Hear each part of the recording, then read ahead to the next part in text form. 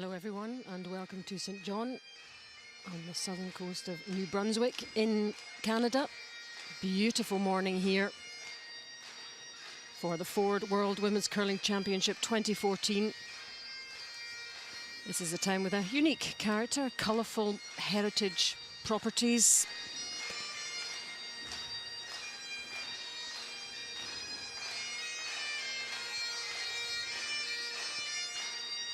The entire uptown and waterfront bustling with maritime charm, and it's all happening here at Harbour Station, the region's centrepiece for sport and entertainment. We're into session 6 of the round robin, and our featured game will be Korea against China. Game number 4 for them.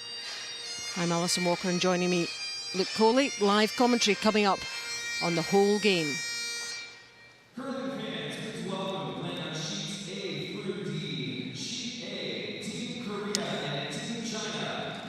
And here are the two teams. Well, China got a big win, their first win yesterday. Now they take on Korea. There is always a rivalry between the two Pacific Rim Championship nations do battle. China and Korea try and battle it out. Of course, Korea, the experience of playing the Olympics. Now they're here, one of 3 of the Olympic teams participating this year's World Championship. An important battle here on a Monday morning draw 6. And neither have got off to the best possible start, so they need to begin to make some inroads in this round robin. China with just the 1 win so far. Korea with 2 victories over Latvia and Denmark. And here are the lineups. Min Yi is the lead. At second, Lee So-bi. The skip is Jae-Soon Kim. And throwing the last stones is Ji Kim.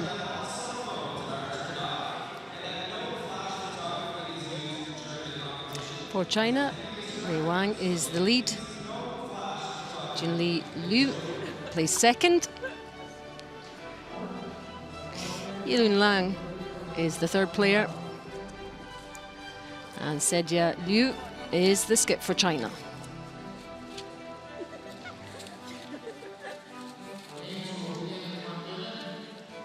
And after session 5, there is the current position. Right on top, Switzerland and the United States, 100% record. Korea, 2-1.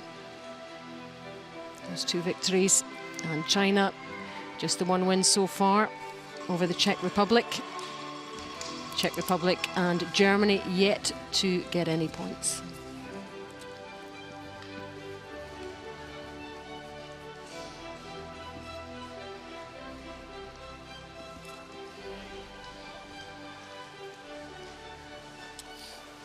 And elsewhere in the arena this morning, we have United States against Sweden. On sheet C, Switzerland, Latvia. And on sheet D, Germany against Russia. Well, a full slate of games, and we'll keep you up to date with all those, especially that U.S.-Sweden game, an important one. The U.S. undefeated, Sweden losing. They were on this sheet last night, and to note, it is Korea. We'll have the Redstones, they have the hammer, but the Redstones have yet to win on sheet A in this event. I know it's early, but the brand new rocks, maybe a set a little bit tougher to match for the team. Each team will try and have 2 stones that are similar to one another. I'll keep an eye on that. Or maybe it could just be coincidence. Very well could be. We'll find out here as we'll get things going. Yep, there's the lead. Yi Ming, the 23-year-old. She's 8th among the lead stones being thrown, 73%.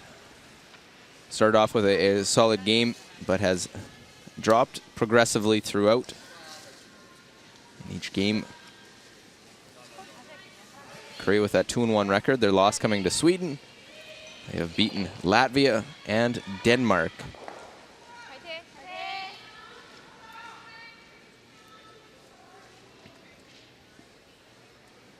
And they've been playing a little bit with their lineup, Luke, haven't they? Yes, they have a little bit, and I just want to correct myself. I was looking on the wrong side. It was China that won last rock because Korea throwing first here. So it is China that will have last stone advantage in the first end.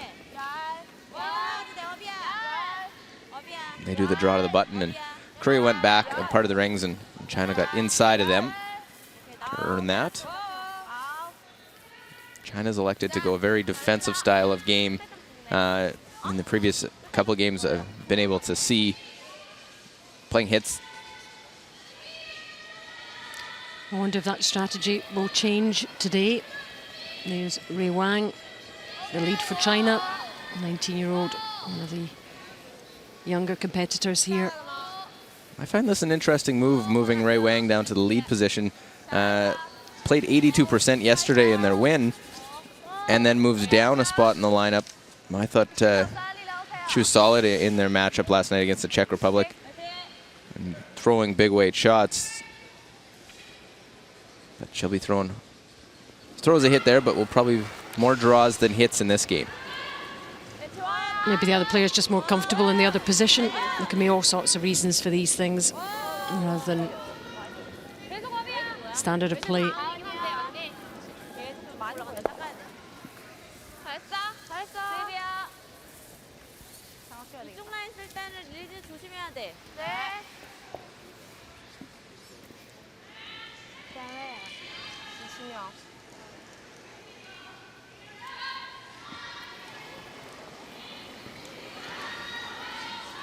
And it's not a Chinese team we're used to seeing.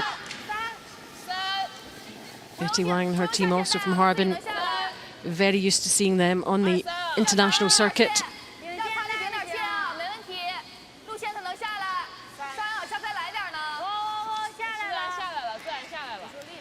But these girls keen to make an impression.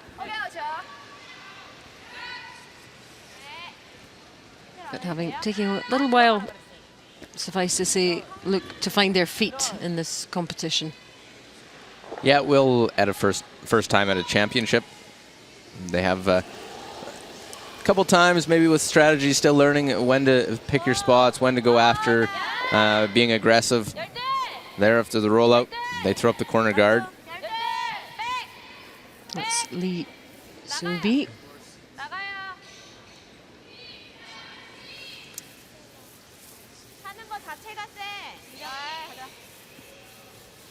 And lots of weight, so there's for Lee Soo-bi sliding through the rings. He's played in just 2 of the 3 games they played so far.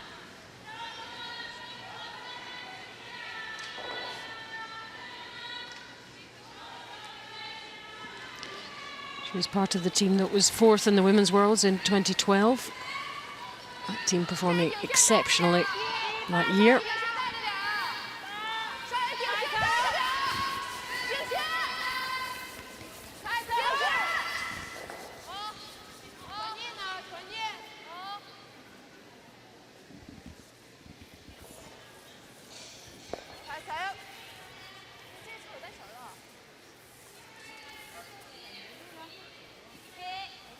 Well, another opportunity to get around. This time it ends up well short of the rings. Reminder of the rules of play for you. They play 6 ends minimum. Each team has 73 minutes. And there is, of course, the coach interaction allowed, but the clock continues to run.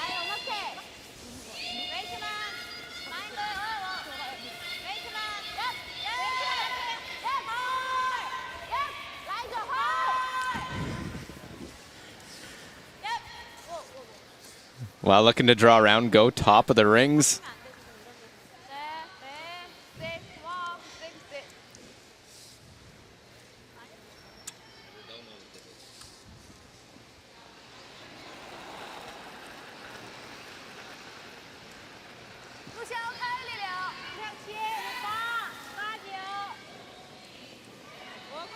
Well, this time was Korea able to put that one in the top part of the rings, just top 12 foot. A freeze is tough to be perfectly on the corner of it.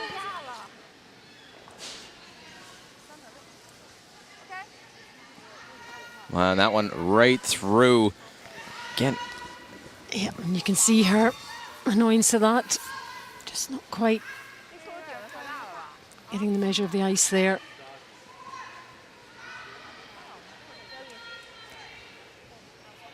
Well, an early mistake there. What started out as an open end. Right now, really like to see them just split the rings, just draw to lie 2 without the hammer. Playing by the corner, if you slide deep, you give an out to your opponent. So certainly a window of opportunity here for Korea in this early part of the game.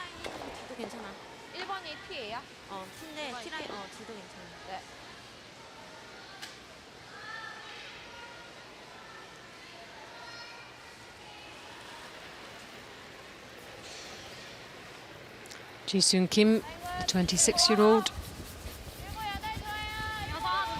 First game she played, she threw second stones and has thrown third stones in their previous 2 games, but has had a solid start to the event. 90% in her first, 81 in her second game, and 90 last night in their win over Latvia. And they did change things around in the Olympics as well, so this is not unusual for this team.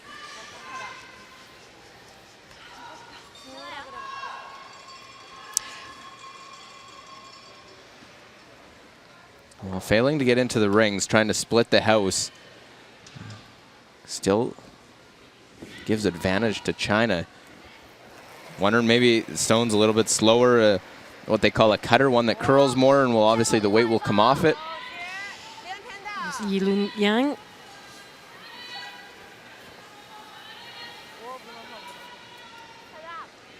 Who was the alternate for Pingyu Wang in Sochi. Well, this one doesn't look like it's going to stop as well. It goes right through. So both teams having trouble with draw weight early on in this game. As that one slides through. Creel. Ji-Soon Kim trying to play the outturn draw around their guard they have out in front on the left side of your picture.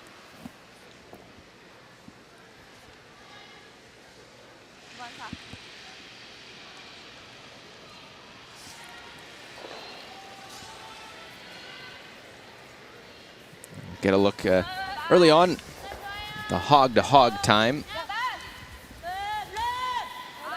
I love in her biog, Ji-Soon says her famous relative is her husband. It's how to earn some brownie points.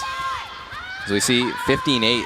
They've been very fast, but trying to drag this one in with the sweeping. A little rub on the guard and still able to go top 12 foot. So very fast conditions early in this game. Yeah, I think it has caught them out a little bit.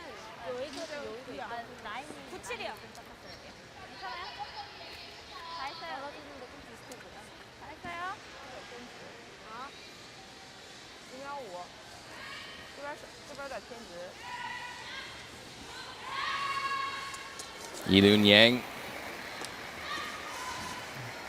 able to try and make a hit on this. Can roll big to try, and by big, try and roll to the other side behind the corner guard.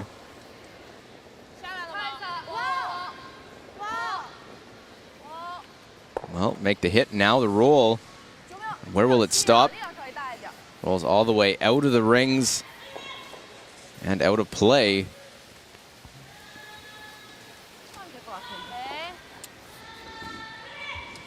So it has not been a crisp start for either side in this game. I wonder if they've all just, it was a bit early for them. And these guys are used to playing the early draws. This is the fourth player for Team Korea. And she's been in the 60s in each of her games. Normally you see those numbers. You don't see a 2-1 record beside their name. Good start here, right by the guard. And in front of the tee line, so important rock placement there.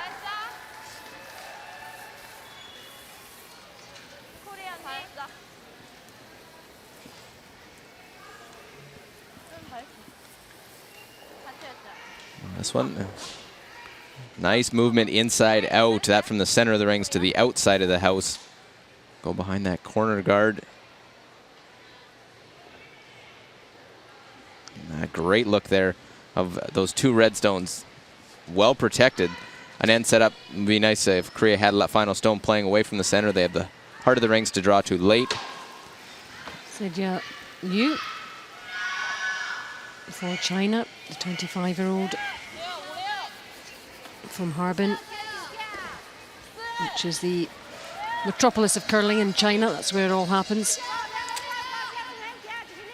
And a sister city of my hometown of Edmonton, Alberta, Canada. You're fond of information, Luke.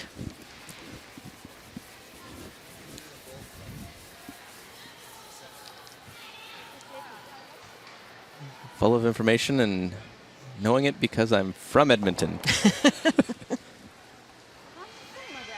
But I must say, a nice city itself. Yeah, good place to live. A long way from here, of course, just to let you know, folks, Canada is a very, very big country. Haven't been to Harbin yet to experience the sister city.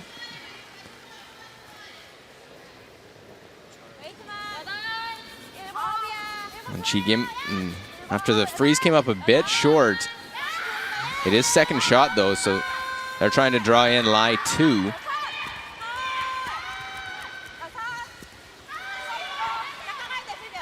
I'll need to keep this one going. It's over curling. Will they be able to get past their own and get second shot? They will not. They come up short, over curls on them. And that might be a stone, just curls more than the other one because they're going to a different spot in the ice, but really cut on them. It really did. There was quite a swing there. It's not an easy shot that's left, but there is a raised takeout and hold your shooter to try and score 2.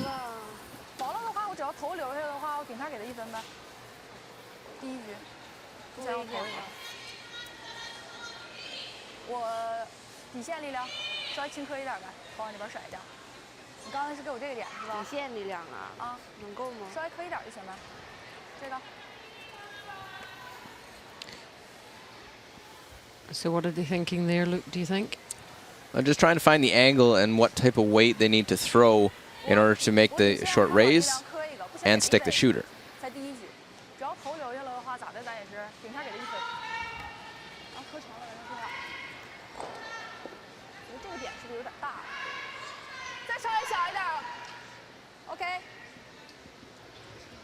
Probably a conversation just saying what weight we're going to throw, what we need to hit of that stone in order to roll the shooter in to get second shot and score an early deuce. So this is the last stone of this first end.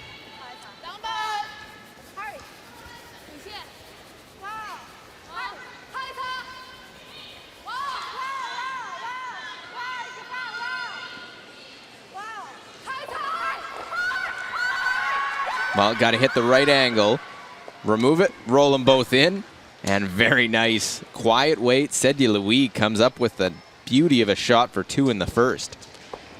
I think there might be a measure of relief there because the end really could have gone either way. But it's a good start for China.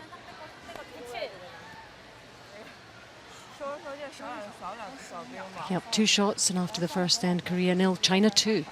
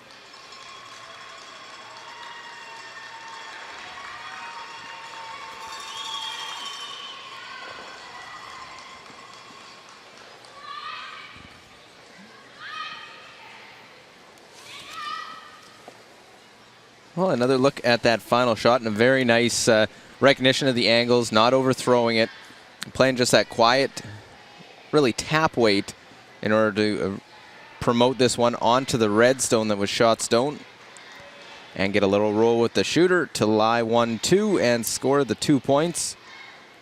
Sedya Liu recognizes it Sweepers do a nice job. Ray Wang and Jinli Liu able to push that one out far enough. Score an early 2 in this game. But Korea missed opportunities in that one. They had China chasing them, but that's the problem, is playing those shots away from the center line. Definitely advantage to the team with the hammer. You play to the center, you control the 4-foot area with some guards.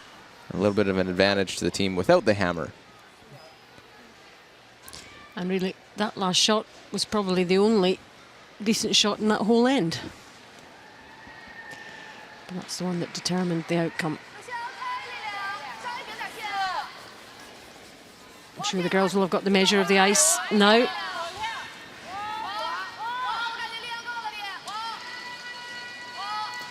We'll try and put one just top part of the rings after scoring an early deuce. Let's see how Korea reacts if they put the corner up to try and score 2 back. And that's exactly what the call is.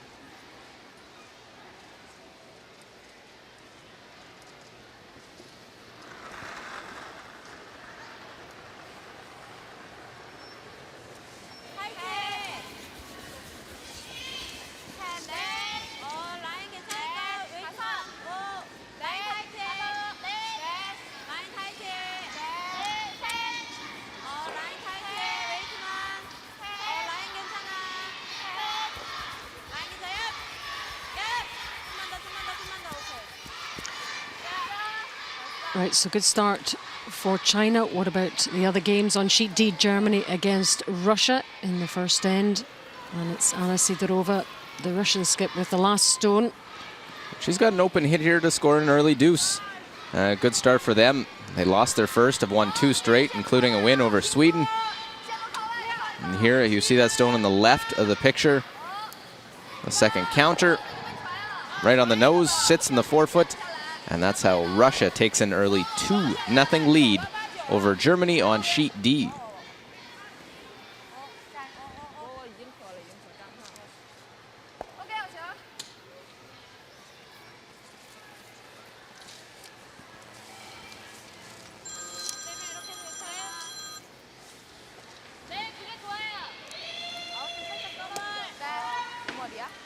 Well, second stone into the house as well.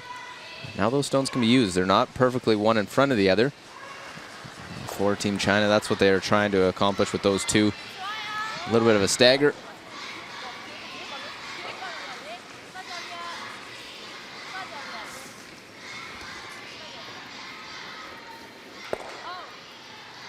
Well, they play the hit weight. A little surprised they don't try and just play a tap or even a freeze. And the rollout means corner guard can say goodbye, as they're going to go up and peel that one just to bring everything into the rings.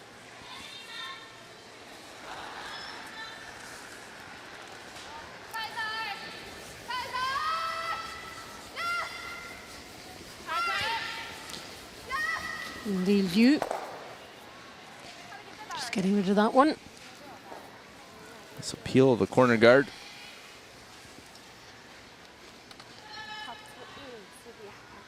We'll try and put that corner out in front, maybe get a mistake.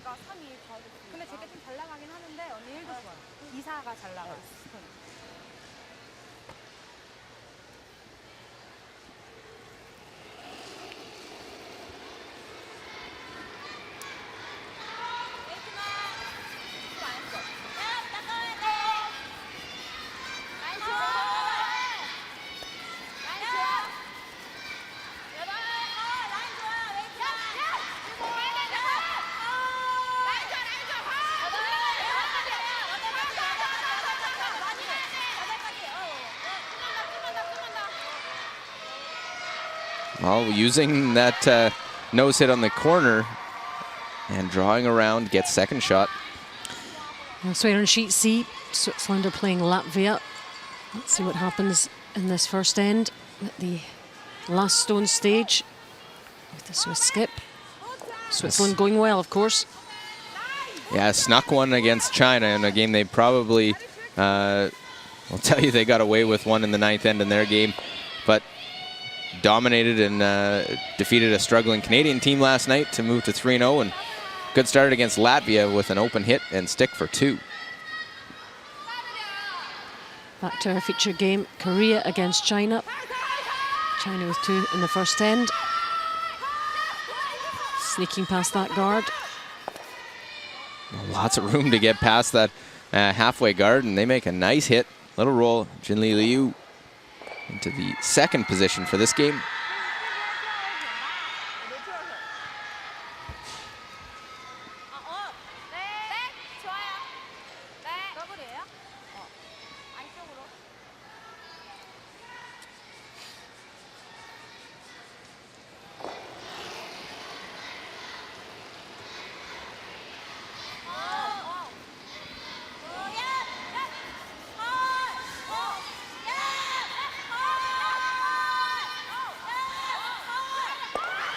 While trying to make that double hit, roll over to the side. We're trying to maybe get either the double or roll behind the corner.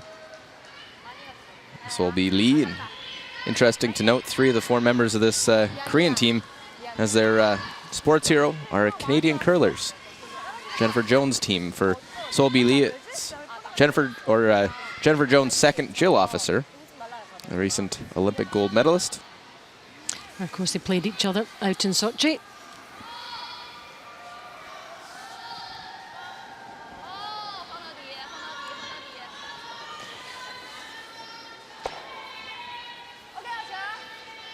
And so Billy lives in a place called Bayoli Mayon Nayagami-si. So there we go.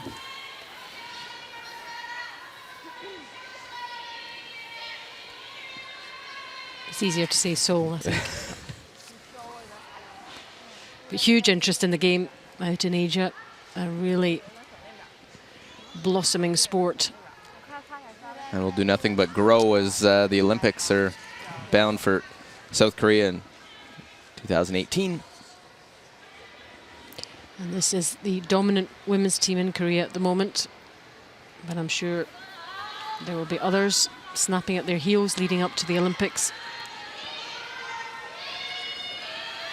With those one behind the tee line, one on the side of the 12-foot. And try and use that corner guard. Ji-Sung Kim get by the front. And no, they'll touch it. It was close. Just caught it.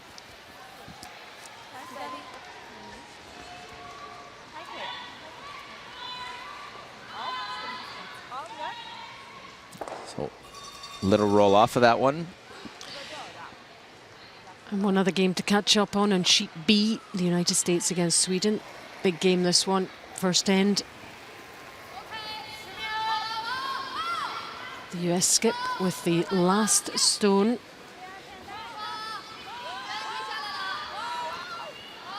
Yeah, and seeing if they can try and make this double, possibly for 3.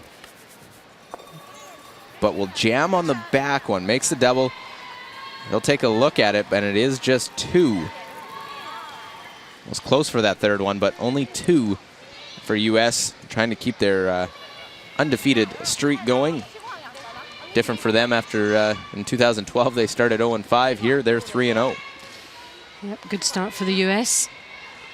Good start here also for Switzerland.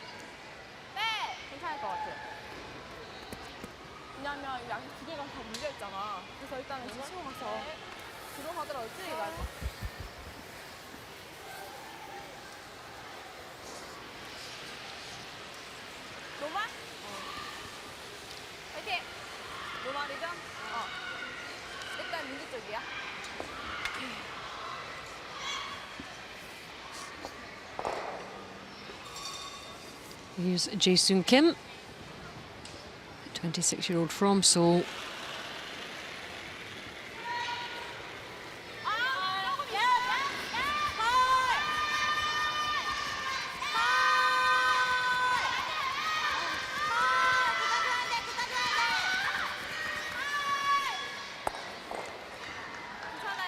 While hoping to hold the shooter, just a very defensive type of shot with the corner guard up. I thought they might try and use the corner.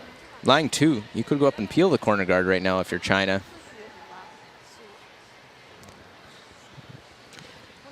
I wonder what Tan thinks. He's already telling the alternate this is what she should do.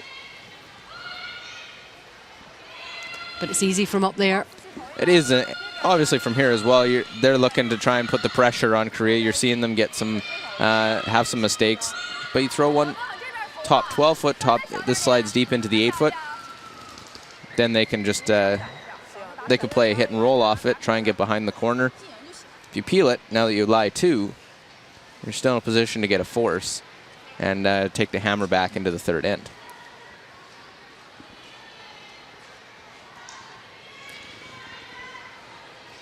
She finished the end off well at the start in that first end. What can she come up with this time?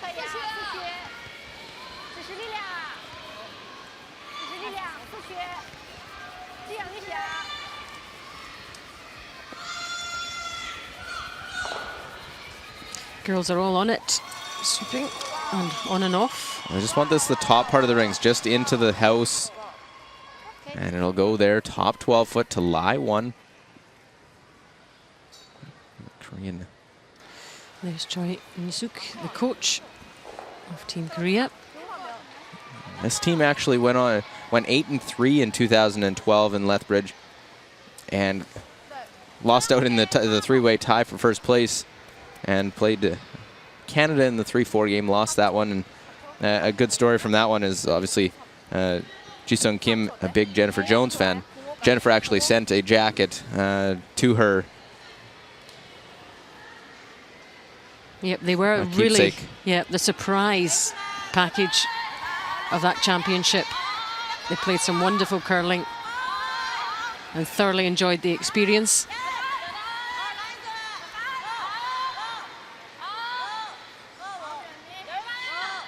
So sticking with the game plan, trying to use that corner guard.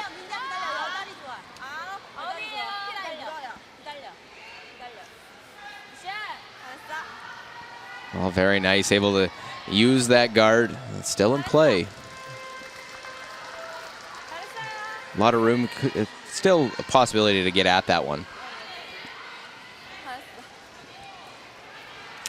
She allows herself a little smile.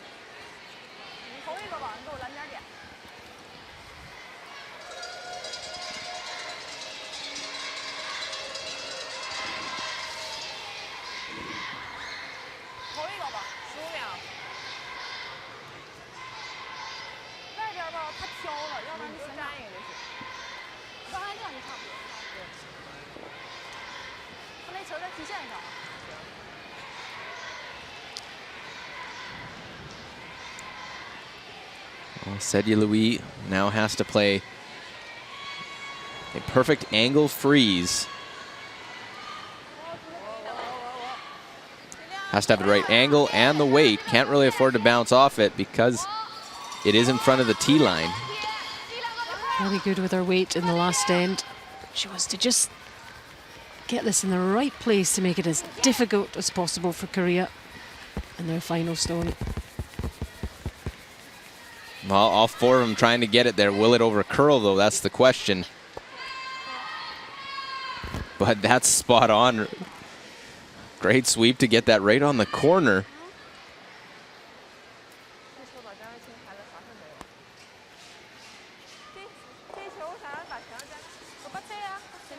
There's a lot of yellow around there. Yeah, a real quick decision, and I like the play. Now that you know that you can't really do a lot with it this late in the end, it's going to take a couple stones to remove that yellow. Play behind the center, the top 12-foot stone that was put out in front by China. Go to the wide side, play the out turn, and just draw for your single point. Not try and go after that second point, but got to get it there first. Yeah, looks like a slight panic on here. And it will crash on the front going out to that wide side. And I've had a couple stones that have over curled before on Shigim.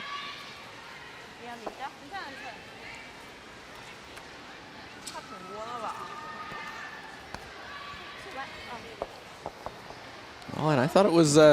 what went wrong there, Luke? I thought it was yellow clearly right away, but they're going to measure that one. So remember, it's Korea red, China yellow. What do you think? I thought it was yellow initially there, and I thought they were just drawn for their one.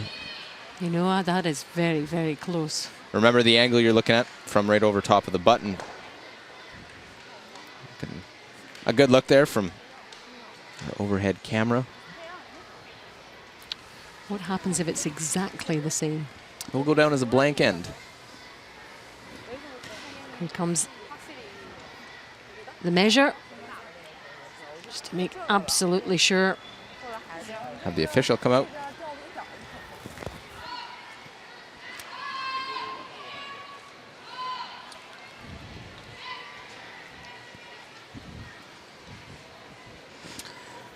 Okay, you say yellow, look.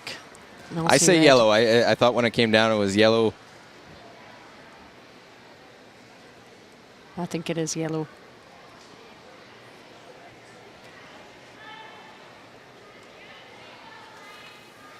That's no fun if we agree, though, all the time. Yeah, but it's okay if we're right. Yes, exactly. So this for the single point, either a steal after the draw was short, and will not even move that one. So it is yellow, and a stolen point for China. They're now up 3-0. Yeah, what a start for them. And this is our featured game.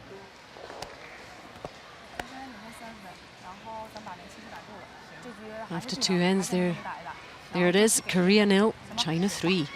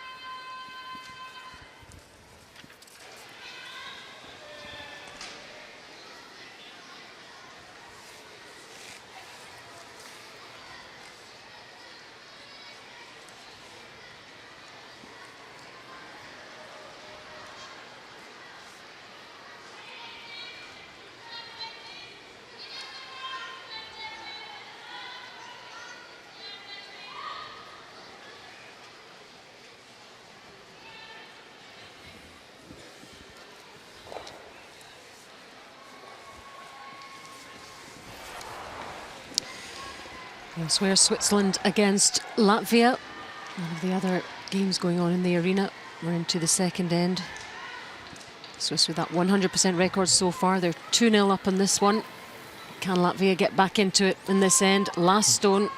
Well, facing multiple counters as well, and it's not a confident look there from Vidareja. Looking to count it down, try and score one. Well, not make the double. Chips off it, rolls away. Steal 2. So 4-0. Swiss on top. Swiss march on. And here in our featured game, great start for China. 3-0 up. And again, first stone into the rings, as can be expected. Korea put the corner guard up. They've had opportunities. Plenty of support for Korea, though. There they are. The school kids. And an interesting thing what they've done in St. John is they have the pedway system. They can walk inside from all the hotels, and they have the kids for each nation that is qualified for the World Championship, a mural honoring each country. And I think they support different teams here. Obviously, when Canada are here and playing, they support Canada. But we have some Canadian support for Sweden and for Korea in the audience this morning.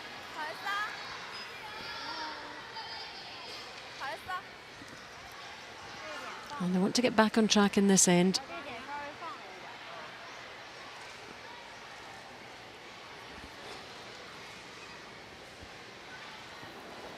So the corner guard goes out in front. That stone to the side of the forefoot. We'll see if they put a second one in for Ray Wang.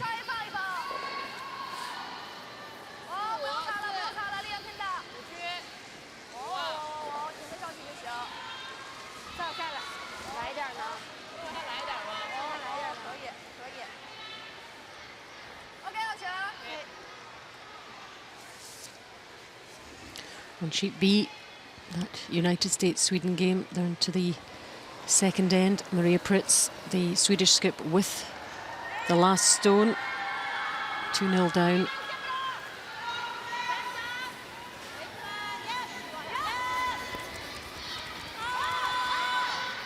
Yeah, it was a measure that ended up just giving a 2 in the first, and there the nose hit will score 2 back for Sweden, so all square there.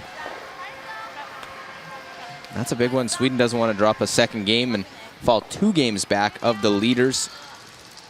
Definitely one of the fancied teams here. Very, very experienced Olympic silver medalists.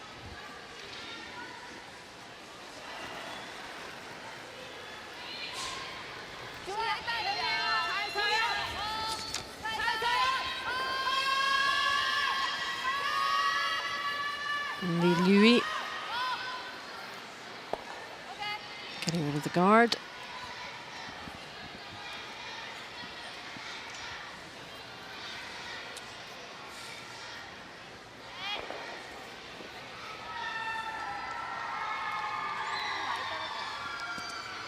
So all the play in the rings after that one gets around the wreck on the guard.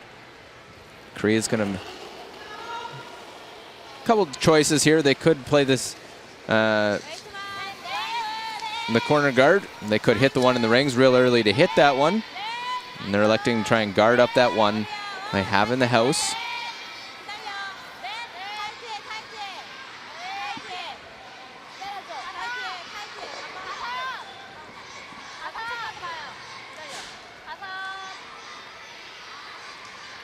Well, it comes close and they overcurl a little bit. Just going to play the hit on the guard again. Up 3-0. Yep. China in a stretch of 3 straight draws where they're on. They played yesterday afternoon, a 6-3 loss to Switzerland, and an 11-5 win last night, and now on again against Korea. They'll have the afternoon off and be back against Scotland this evening. Li Lui doesn't have to do anything too fancy. I'll make the hit. Big weight from Jinli Liu.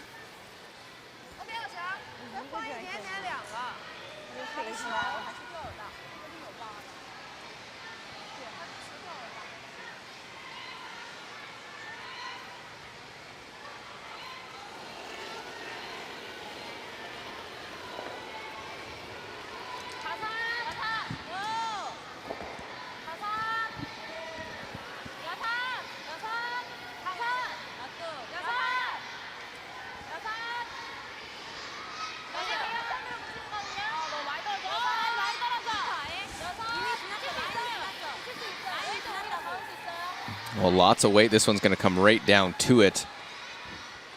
And disappointing. You wanted that one out in front. Gives a chance. Pretty natural double on these two. And there was nothing the sweepers could do about that.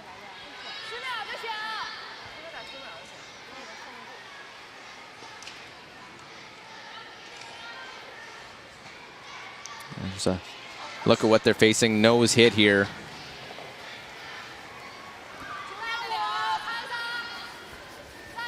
Yilun Yang.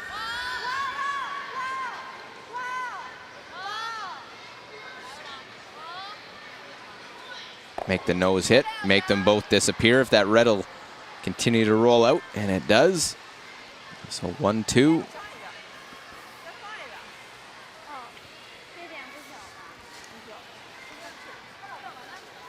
Well, not overthrowing it. You see, able to just come up enough. Catch enough of that top one and with them right next to each other. All about the angle.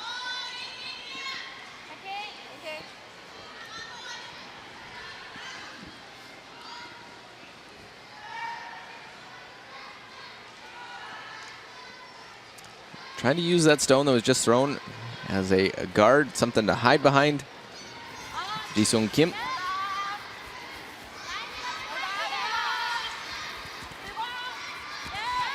Has a couple of World University Games medals, a silver in 2013, a bronze in 2011. This one really going away from the center. crashes on, will roll for second shot.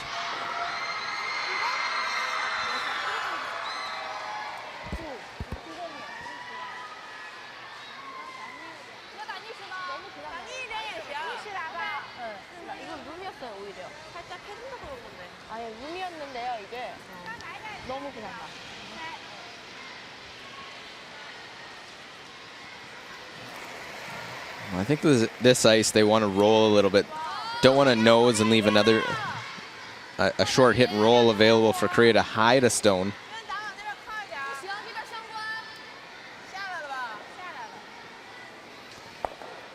And we'll get away with that one, not touching the one in the 8 foot.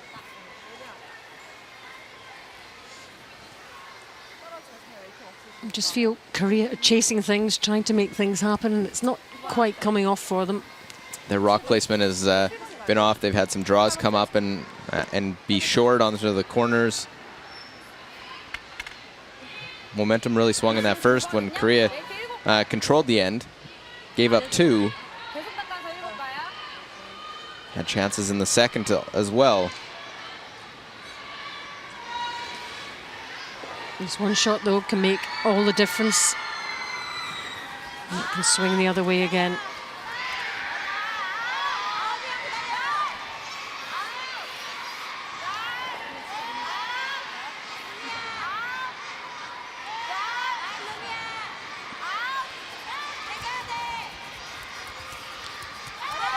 Well, it really goes once it gets across that center line. They want to keep it going to the wide side.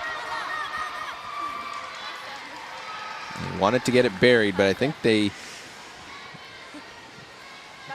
I'm sure China can still see a fair bit of that one. thought so, but with the ice here, looks like they're just going to draw down to it, as we saw in the second end. Teddy Louis makes a perfect freeze and ends up getting a steal out of it.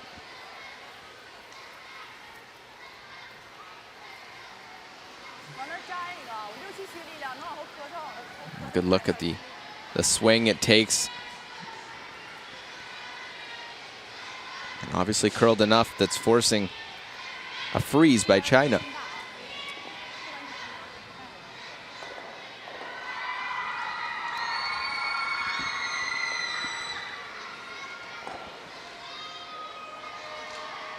There's a look.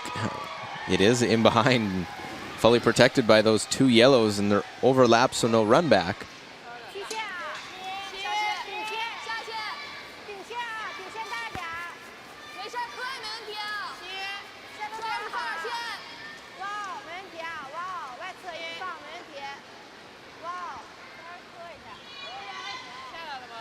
So let's see how close this gets. Well, little tap. It is shot stone. Lie 1-2. They move it far enough, so Korea's going to have to move that top 8-foot stone at some point as well. Again, China working themselves into a really good position here. Yeah. Said he'd just been able to, when needed, play the weight, play the little freeze, get out of it.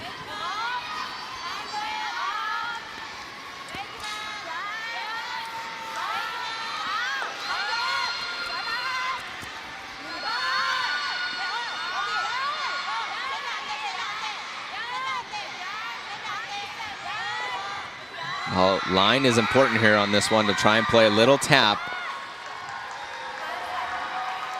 And I think they are very close to shot stone, if not shot rock.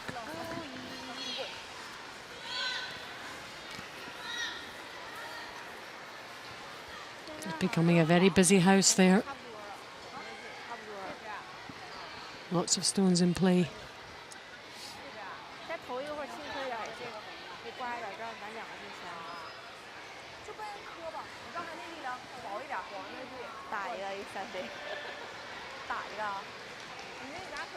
So it's China's next decision based on whether that is shot stone or not. I think either way you got to make a play on that red stone. The problem is playing a freeze that's in front of the tee line.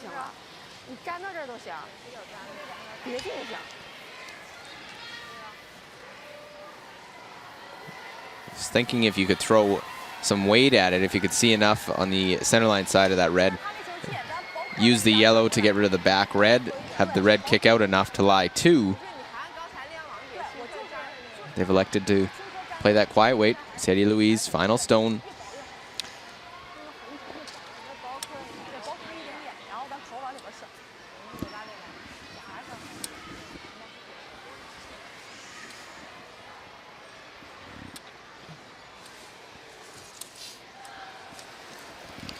And she's been pretty exact with the weight in these final stones.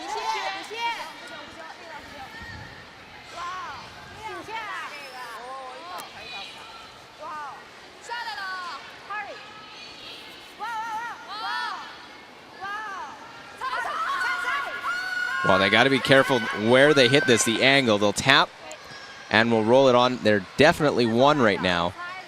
Could be 2. Did they move it far enough for that red to outcount the top yellow and make sure of that? She's happy enough.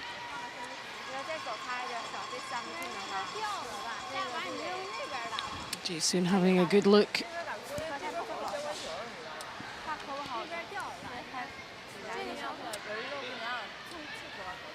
So definitely 1 yellow.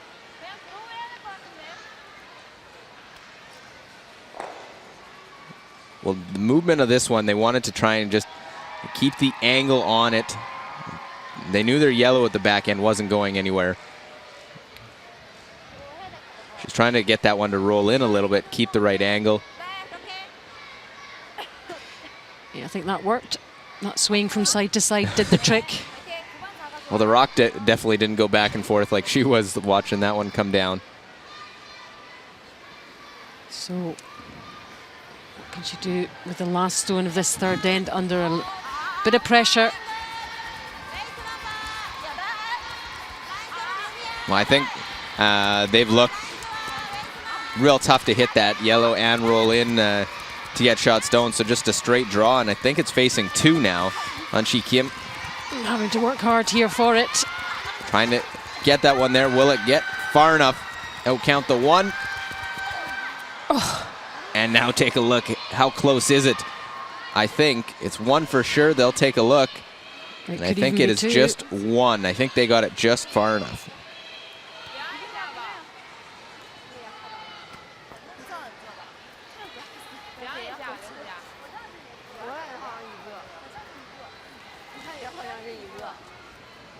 Very sportsmanlike behavior, plenty of smiles.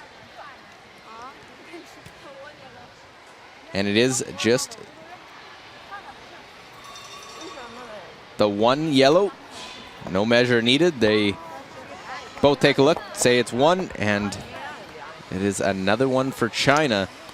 Another opportunity gone astray for the Koreans. Yeah. Korea struggling with her draw weight. And that final stone. And China march on.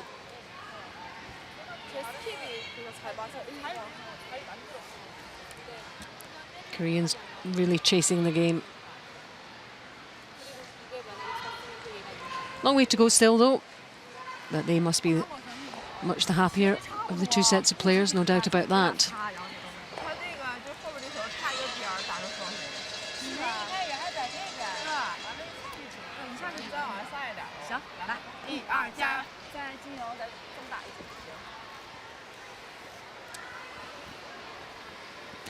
And there it is after 3 ends. Korea 0, China 4.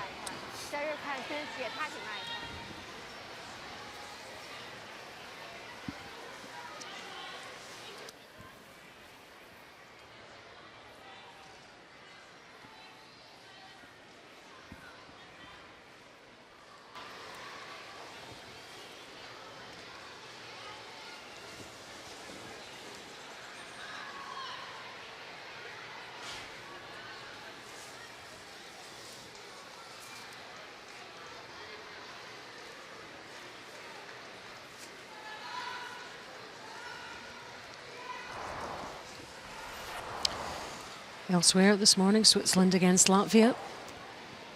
Switzerland with a great start also. 4-0 up, we're into the third end, and here's the Latvian skip with the last stone, Evita Regia. Trying to get back into this game. Yeah, Switzerland's been in full control of this one. Again, lying to in a position for a force. All Latvia can do, nose hit, take your one, and give the hammer back down 3 points.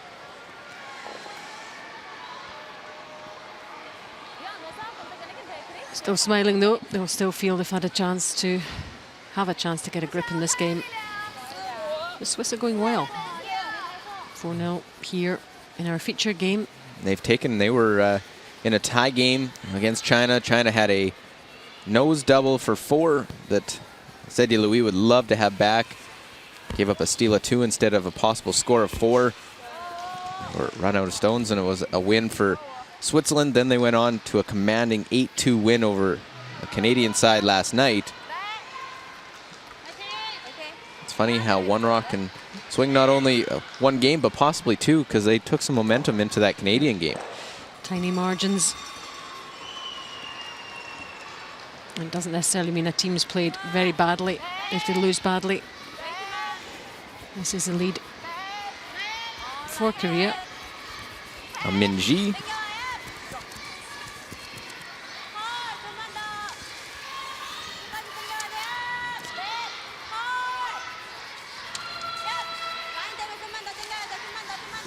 Saw that number. That's 8th among the leads at 73%. He's been a constant at the lead position for Korea through their first 3. Of course, some lineup changes. Ray Wang played second up to this point. Actually, pardon me, played the first game at third. Played the last 2 at second.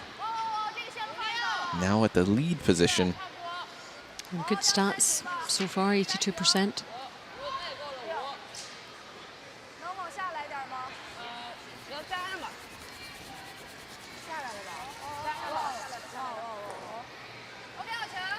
That's a great pair of stones, one in front of the other, top part of the forefoot. Both will have to be moved.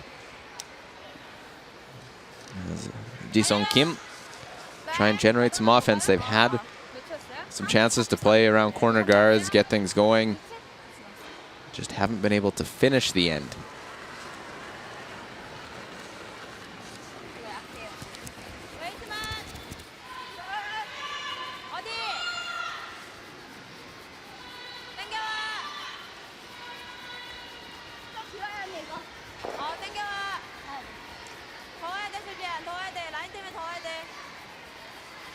Well, looking to just get this one over, and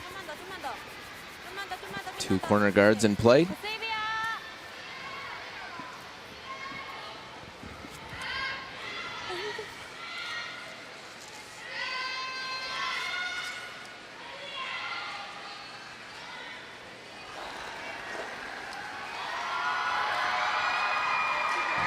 Jinli Liu, those numbers, 82%.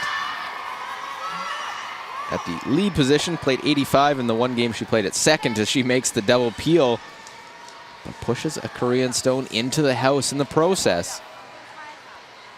Going aggressively to get both of them. Now Korea has a stone in the house they can use.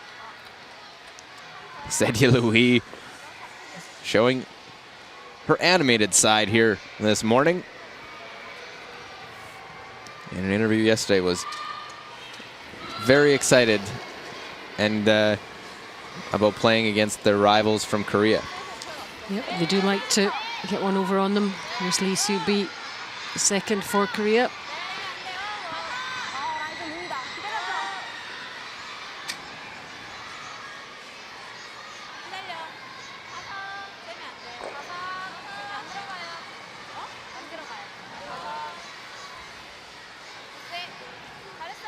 So the corner guard goes out in front. Still those 2 in the forefoot belong to China will need to be moved. Open up the scoring zone later in the end. Biding their time.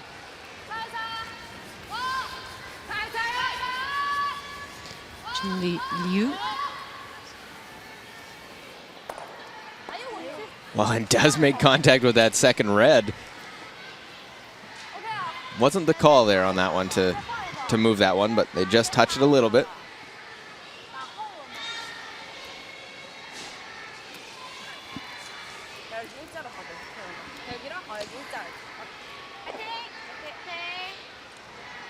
Oh, look at that one, just touches it. And a little bit of a lean, trying to get a piece of it. Doesn't do enough. 25-year-old, one of the oldest member of the team.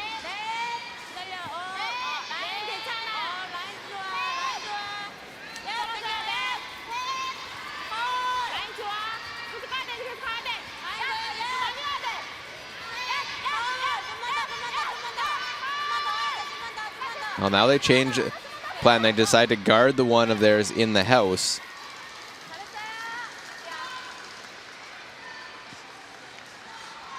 Just waste a few stones. Get a little bit later in the end before making a move in the house. You might see them make a nose hit on that. Those two yellows. Try and keep the shooter there.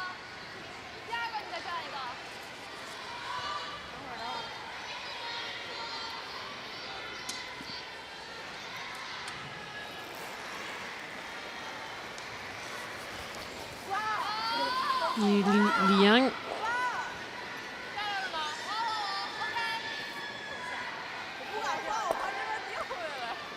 So straight peel. It's been a simple game plan for China now after putting those first two in. Been peeling guards. Well, they are 4-0 up.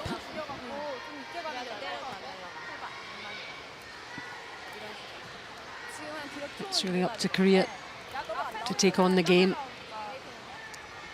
Try and make things happen.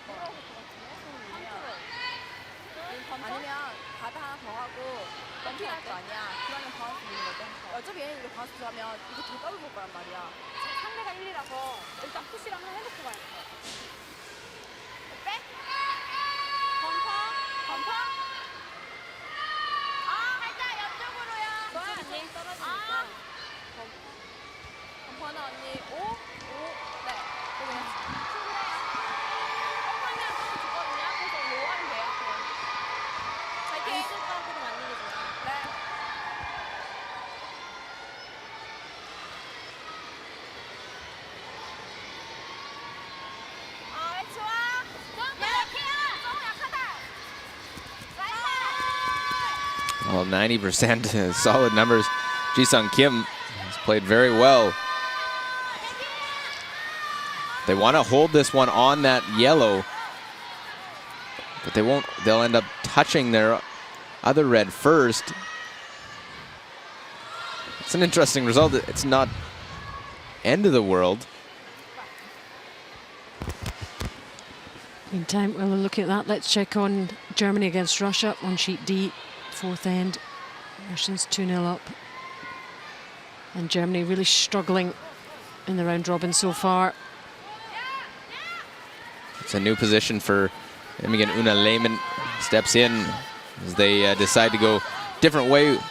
A little younger team and come down, make the hit and stick, get their one. I've had some close games after a lopsided loss in their first game to Switzerland. Lost by 1 to both the US and Scotland. Still looking for that elusive victory. And this is a marathon, not a sprint. So still time enough to come good, get those results, get those wins on the board.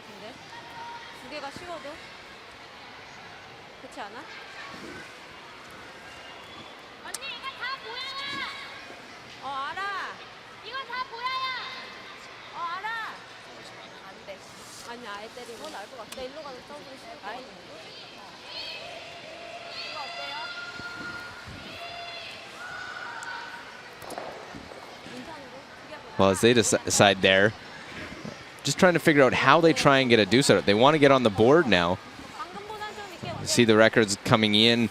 Korea 1-2, or Korea 2-1, China 1-2, and you look at 3 losses for Germany.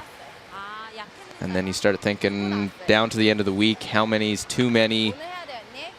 I've seen 4 make it in, 5 has needed help, as you always do. So 4 is normally the max that you were looking at to try and get to the playoffs. I've seen 5. Does need things to work out in your favor normally with 5. Yeah, We saw the depending on U.S. other results, a couple years ago needing some help after starting 0-5. They went 6-5.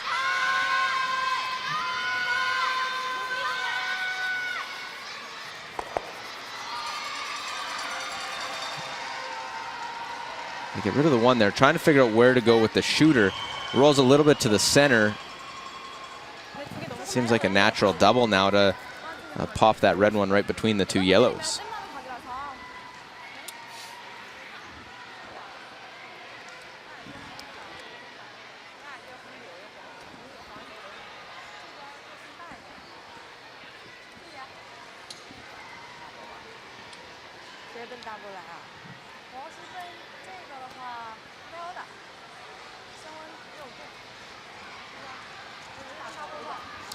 Haven't seen the Chinese stop and have too much thought about what to do next. Things have been pretty straightforward for them, haven't they? They've got up to a lead and they've got into that hold the lead mode or defensive mode. Get rid of corner guards, and there's a few stones in the rings now they have to deal with. And see which one she's trying to hit first. I looked at it, thought you had the outside red and then punch the other one through the hole. So I think if you try and make the double off the center line one, you lose your yellow. Looks like that is the way that she's playing it here. 72%, I thought she might have been slightly better than that. The 58% she played in her first game was what brings her numbers down. Definitely help if she can make the double. And will tick it over, go right through the hole. Wasn't sure if it was big enough to go through, but she finds a way to put that stone through and not remove a rock. Rueful smile there. Well, watch this one. And probably couldn't have done this again if she tried to just touch it and pinball through.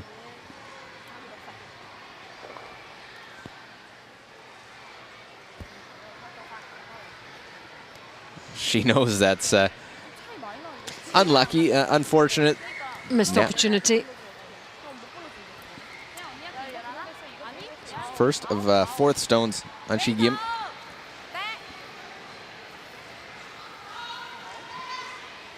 could play the red-yellow raise. You could play the double on the yellows. Now in a good position to try and score 2, maybe more. Yep, good position for Korea here, but they need to take advantage. It needs to work out for them. Yeah, electing to stay with the quiet weight on this one, not the hit.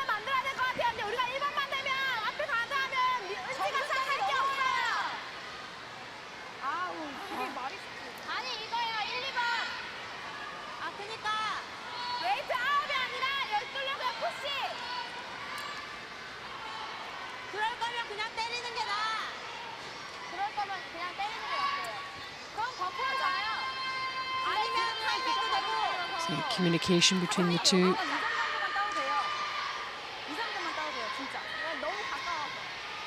Well, all of them actually. She wants her to come back up. I think this is a good. I was kind of wondering if they did change the call, if she was going to come down at all to take a look at it.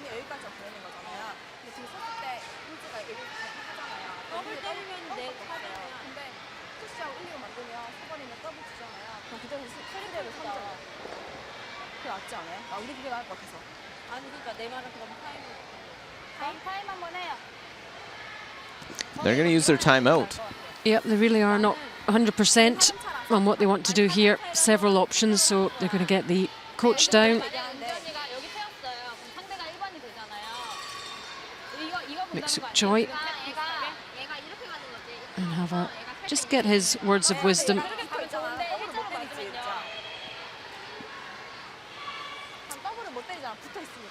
There he is.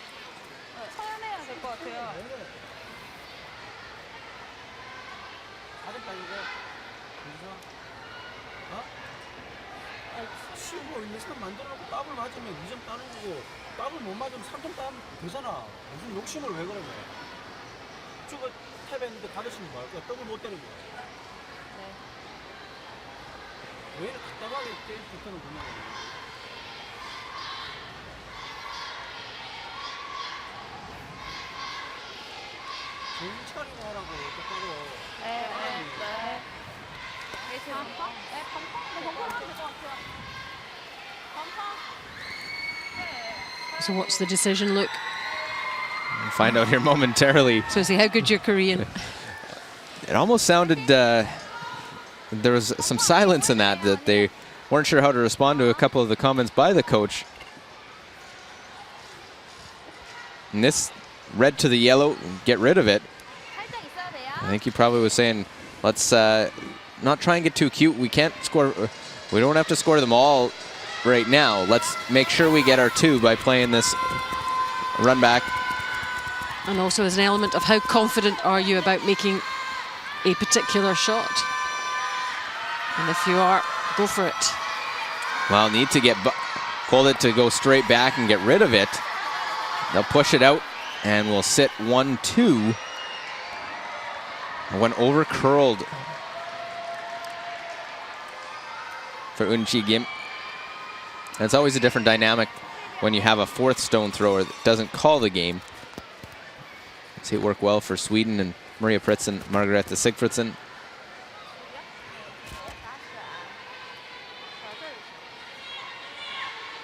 There's a famous example that really got it going was the Canadian side of Randy Furby's team with David Nedwin throwing 4th stones. Yeah, there's still no really strategy most teams adopt though, so.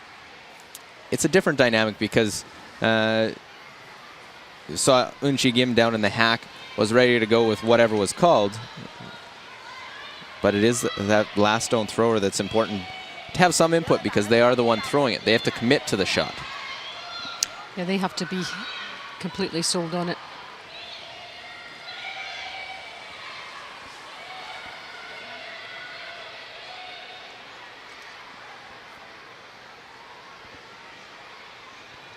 Watching on, trying to get a chance. It Get all 2 depends. back. Yep, all depends. If there's a rollout here, What there's happens there is a chance for 3.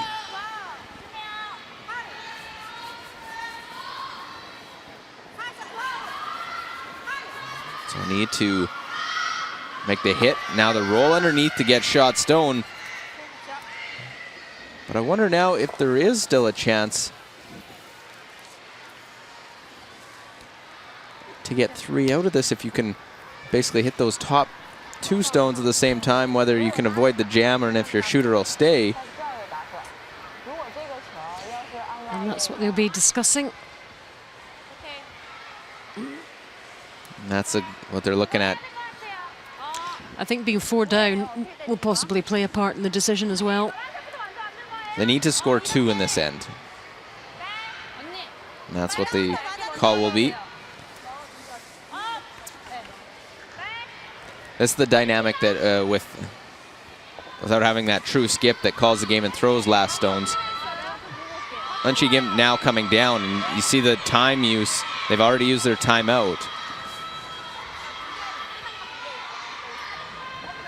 Now they're worried about the jam at the back.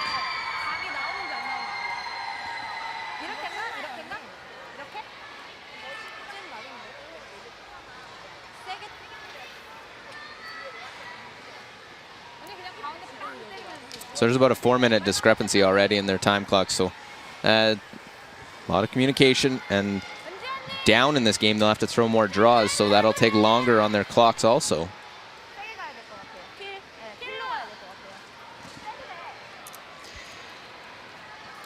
They must know how to measure the time though, because this is something that they're used to.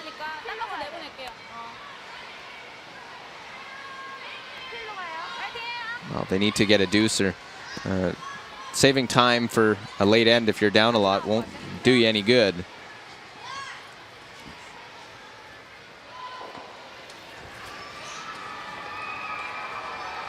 Well, Last stone of this 4th end.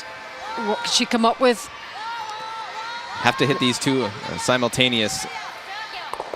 Push it back far enough. Will they? And will they be able to be shot stone? I think they get 1 out of it. It's close, but I think it is a red. I think Korea is able to get one out of this end, and that is a disappointing result after the miss by Sedye Louis that they don't score multiple points.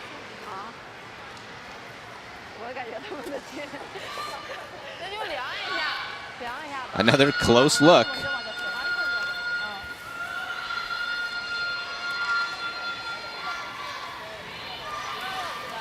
And we're going to see a second measure of the game.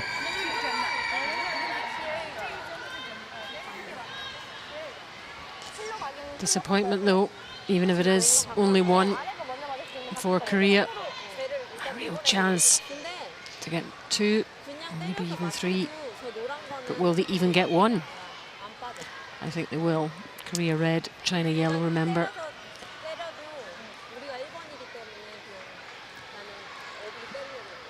Yeah, just looking at the space from that red one to the 12-foot ring, the red circle, as there's more room there, so as opposed to the yellow at the back part of your screen. Korea 4-0 down. It'll be 4-1. 5-0. Here we go. Just to make sure. I have a feeling this measure it might not even touch that other stone again.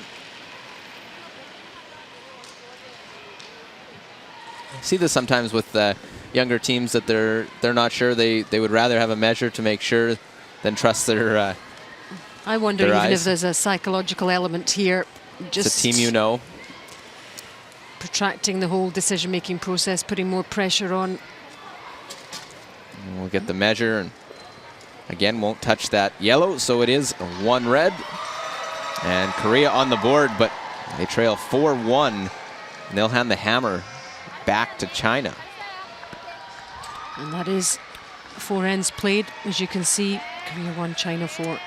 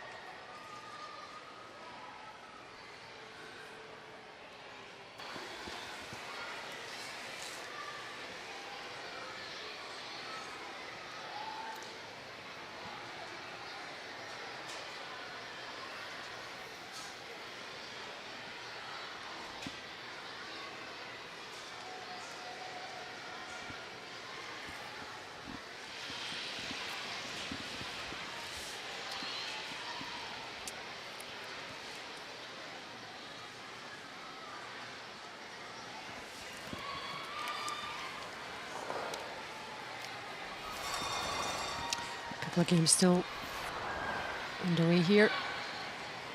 Let's check on Germany against Russia again.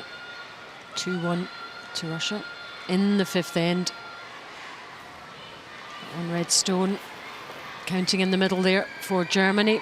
And I think their second shot on the side, that's why playing the draw, Anna Sidorova to try and get one back and extend their lead to 2 again. Right now, Russia, the top percentage team through the first 5 draws at 83% as a team. USA, Sweden, and Canada right behind at 81. 3-1 now as the draw is good for Anna Sidorova. Day 3, but already started looking some teams with 3 losses. How many is too many? 3. Majority of the time will get you in to the playoff picture. 4 and 5, things have to line up your way. This is our featured game in session 6. It's Korea against China.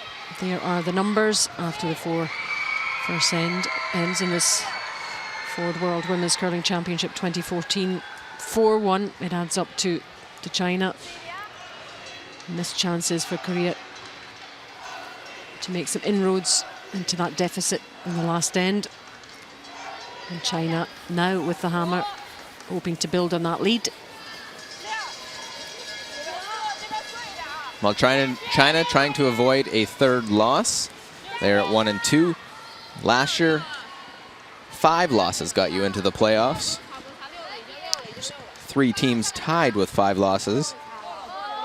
I know in previous years, the year before that in Lethbridge, 5 losses didn't get you in. Yep, so you just never know.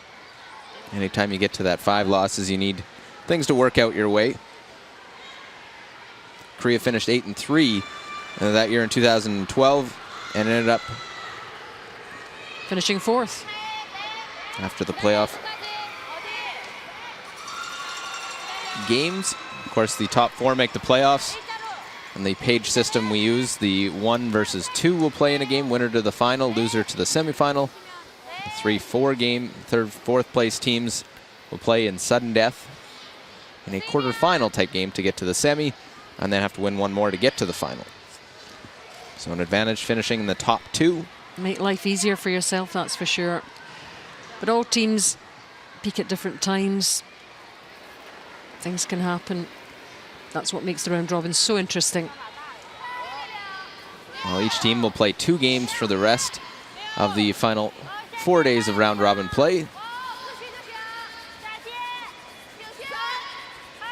First of 3 on the day today. 3 draws here in St. John. China trying to draw a second one around. Can't remove those stones out in front yet.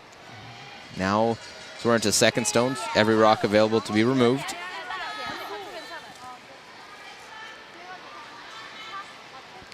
Tucked in nicely.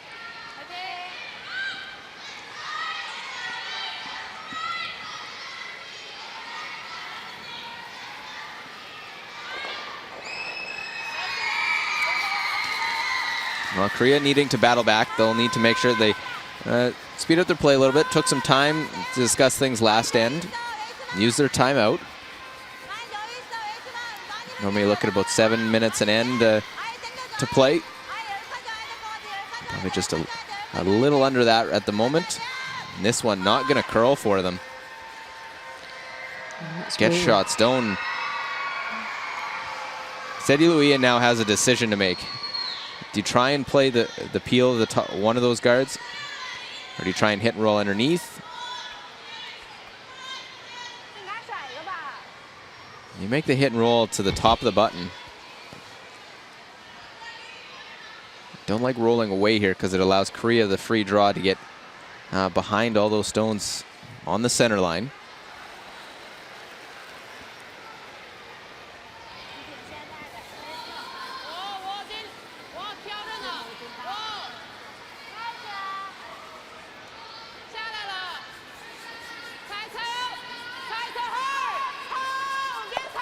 Well, they do roll away in a couple different ways to get to the button. And I think Ji-Sung Kim is going all out for the steal now, indicating the draw. Well, I think this, if you are trying to get there, is a little bit safer. You miss the draw, you might be facing 4 early on in the end. And this is where stone placement in these early stages is absolutely crucial. These girls are all thinking 3, 4 stones ahead.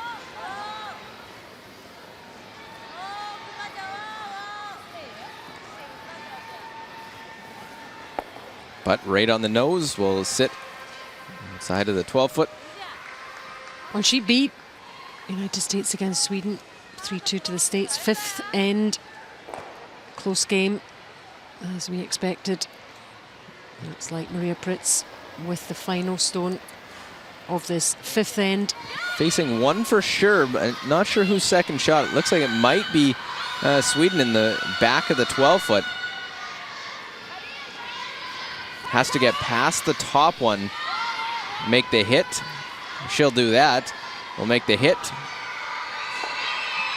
We'll see what the indication is of the score there. It's 1 for sure, so and it is 2. There is the indication from Sigfridsson They were second shot, so they'll take the lead into the fifth end break. In time, China getting rid of that red stone and just hanging on in the outer circle. But not for long.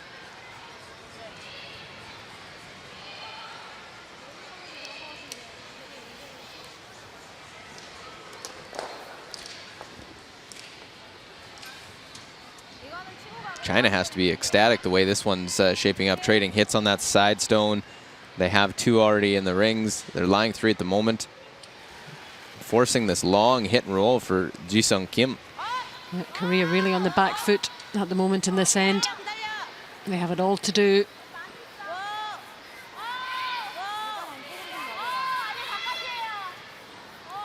Well, they try and roll in. Well, knows it. Now, who's second shot? They are the indication of second shot.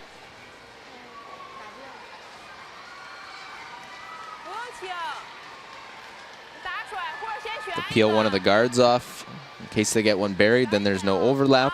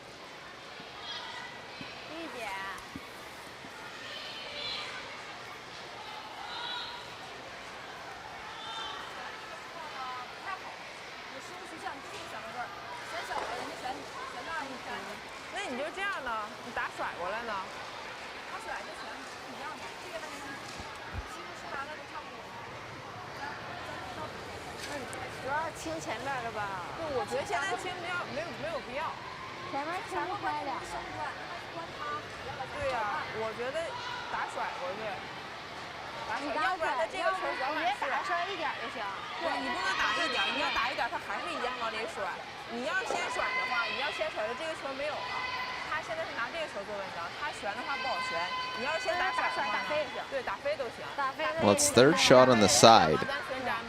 Deciding about maybe peeling a guard into it, but you might roll one in for them.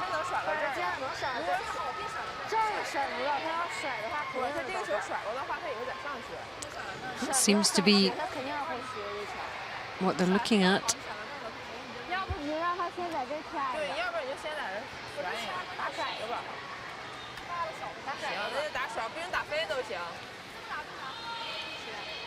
Or blocking off the forefoot with the straight draw, knowing that you might end up making something for it. Force the difficult shot to your opponent. See if they're the hit and roll or just the straight draw to the top of the 8 foot. Top 4 foot block that in-turn path to the 4.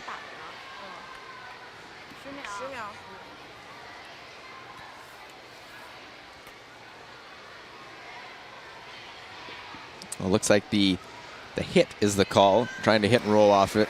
Stone Leg leaving that stone in play.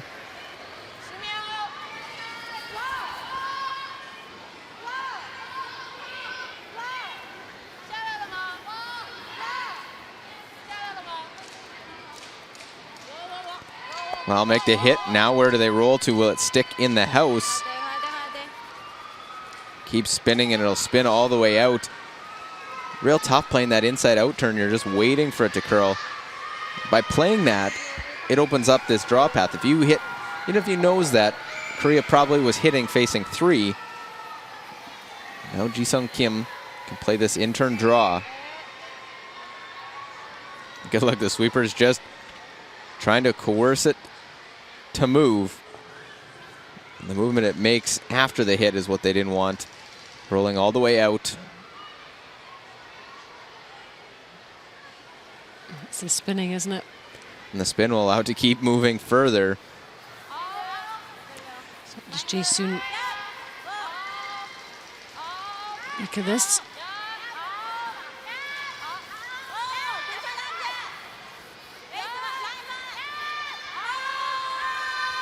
Well, trying to wrap it around those stones. She's had some crash on her. Good looking line as they go right by to the back 4 foot. And his shot stone, that one works itself right behind everything. Yep, really well played from Jae-soon. Look at that.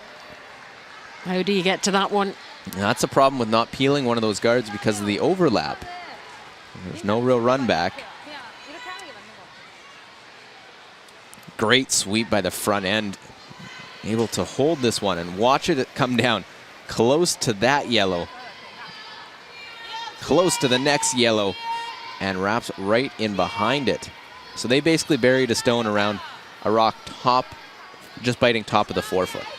The late swing that we're seeing. This one, a completely different path, wider. And then it's shot stone, but back forefoot. And So very vulnerable. Creating a wall now for Korea to put another one in. Korea could usually take advantage of that.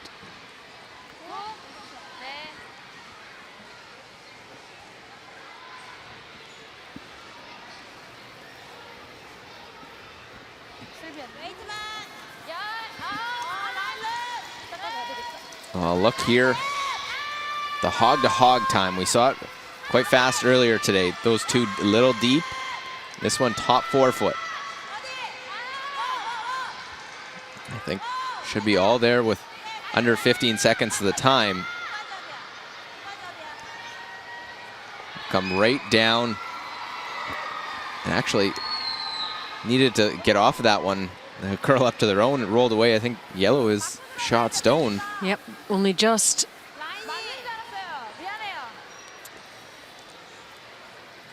One where they were sweeping it hard.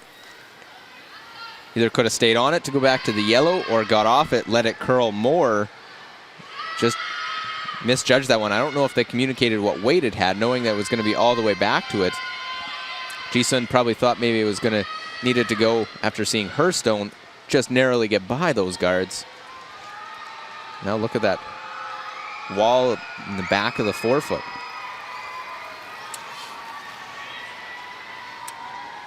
It's a busy area. We're going to get another one in there soon.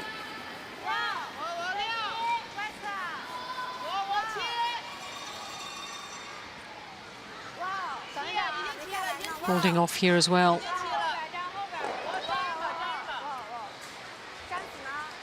But look at the different paths that are taken. China out wider, not flirting with touching any of those guards, coming to the side and still leaving a little bit of the inside. Zeddy Louis, looks like lies 1-2.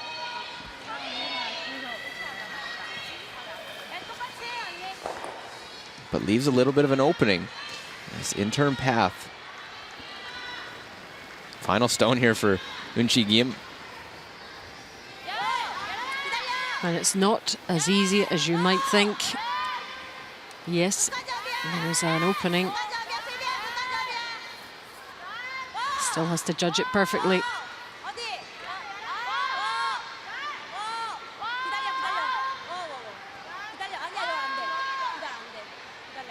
Well, weight comes right down and will sit for shot stone. But again, on the other side of the button is probably preferable to where it is. Zeddy Liu could get down and tap it, can still get 2 out of this end. Still a good effort from Korea. Well, they have an end where they keep rocks in play. They're down 4-1. Keeping those guards the entire end has worked in their favor. Mistake on the rollout by China. And that wide stone really swung this end in their favor.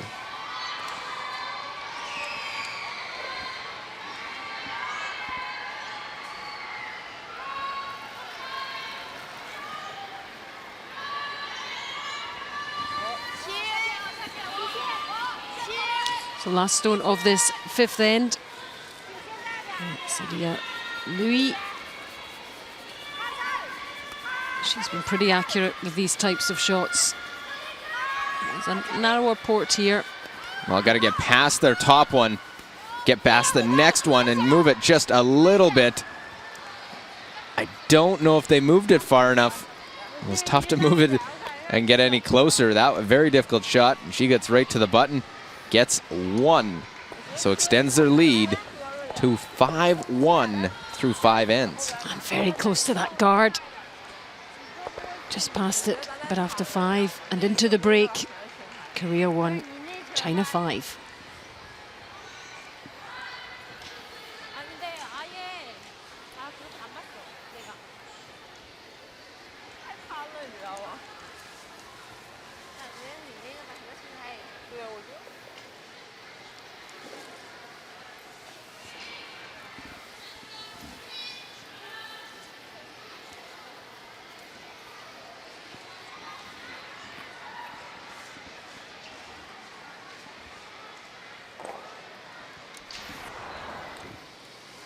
Well, first end after a draw that came up short, over-curled for Korea.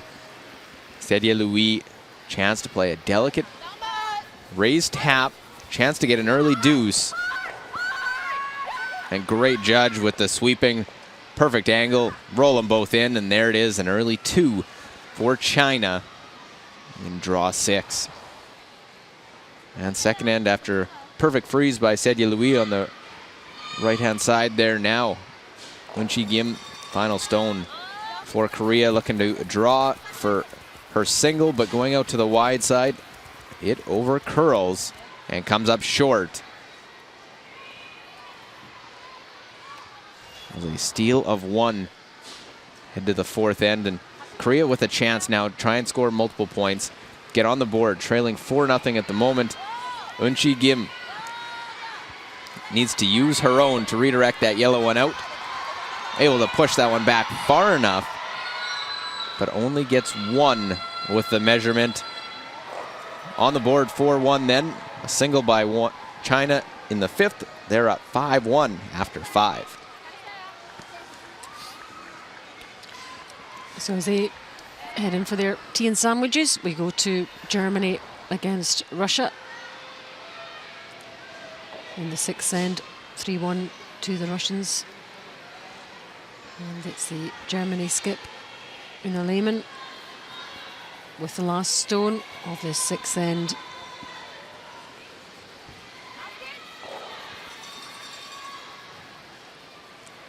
Yeah, it has the intern draw. Trying to get this one into the 4-foot.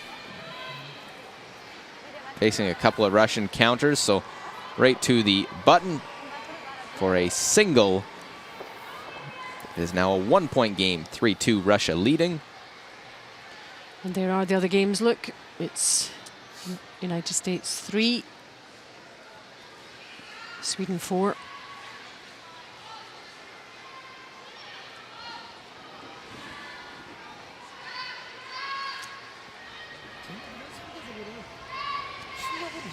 I said tea and sandwiches, it's actually bananas for energy.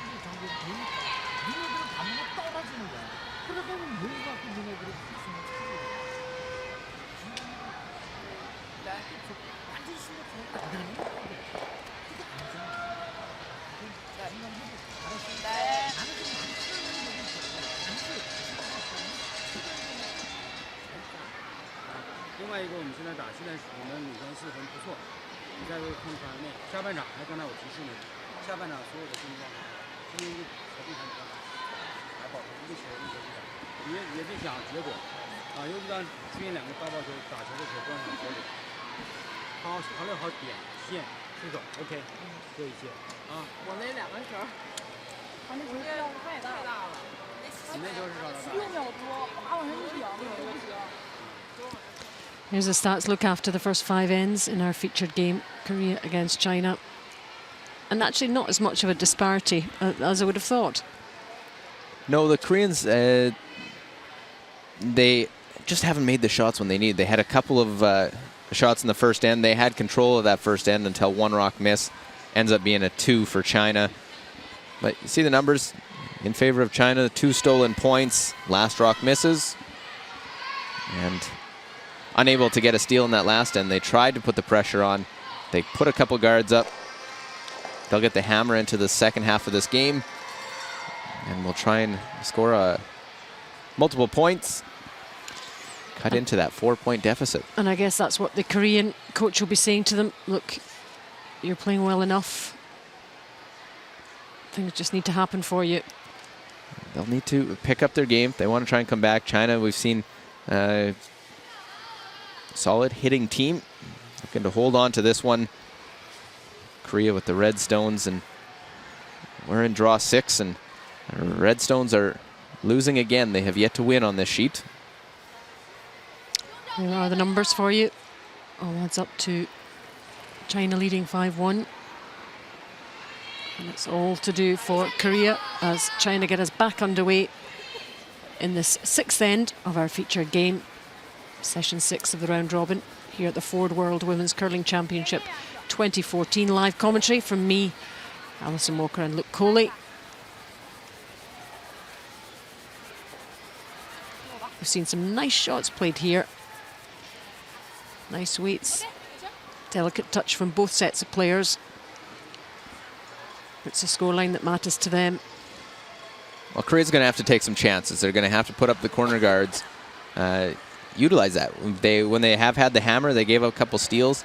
They were able to use the corner guard and just not generate the offense. They had great freeze in the second end. Baisedi Louis took an end away. They looked like they were going to get their deuce. Still had a chance for their one, but it was a mistake on the final stone by Korea. Gave up the steal. Good sweeping there from the Korean girls. You can use up to 400 or 500 calories in a sweep, I'm told. Well, no wonder they need those snacks in the 5th end break. Still waiting for ours to be delivered. I'm sure it's in the plan. It takes a lot of energy to stand up here, sit up here and chat. It does. Lots of energy in the truck as well. I know they got chocolates yesterday. Yeah, they've been well looked after. They do a good job of looking after us. Trying to draw another one in.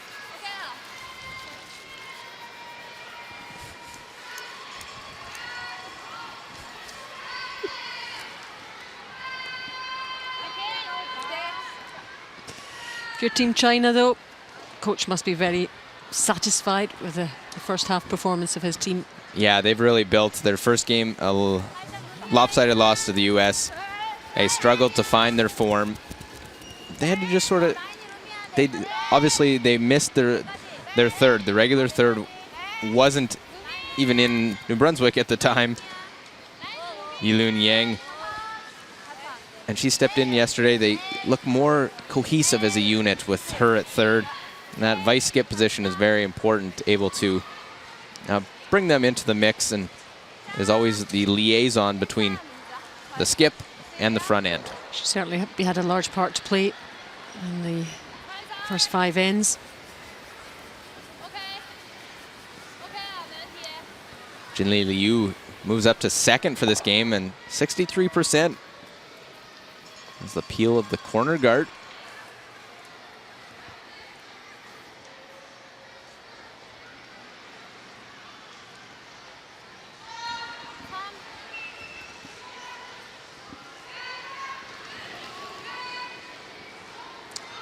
And Lee Sobi's 73%, the Korean second.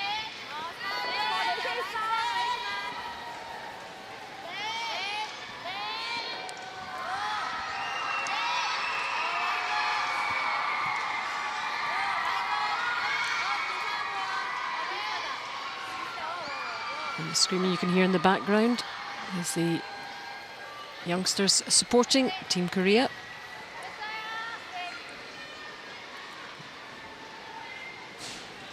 Continue to see the peels, and Korea hope to give the kids something to cheer about. The school kids that come in, and they'll now get excited. They'll see themselves on the video board here inside Harbour Station as the... This is much better than a morning at school, isn't it? Anytime you can get out of the classroom, they probably enjoy that.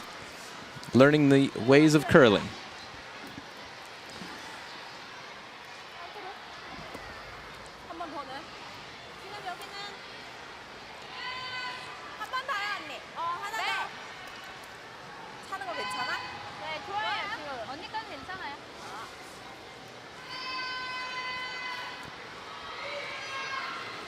Well, I know I can't translate what they were saying in the fifth end break, but you could definitely sense an intensity from both the coaches and their discussions. What I did notice was there wasn't too much being said from the team and all from the coach. So very direct. Just a few telling points, which I'm sure the girls knew anyway. Elsewhere, Sheet C, Switzerland against Latvia, 4-1 to the Swiss in the sixth end. Latvia has a couple in there, a couple of counters. Vinia Felcher, the skip for Switzerland. She's played some good stuff this week so far. Yeah, looking for the nose hit, facing multiple counters, and will make the nose hit, score her one. And those are big shots when you're facing multiple opponent rocks. Being able to utilize the hammer and score one. They have a controlling 5-1 lead in that game. Yep, especially out in front, you want to keep that lead going. Not let the opposition back in by one slack shot. And China have been very steady in this game.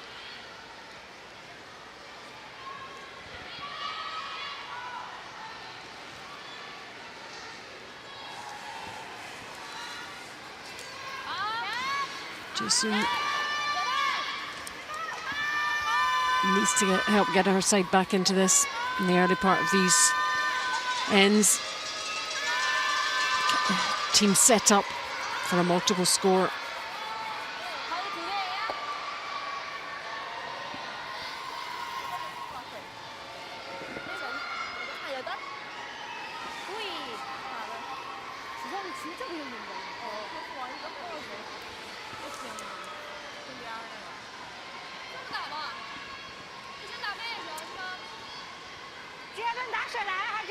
They continue to try and put these guards up, but they need to take advantage at some point and try and draw behind. They keep the guards in play,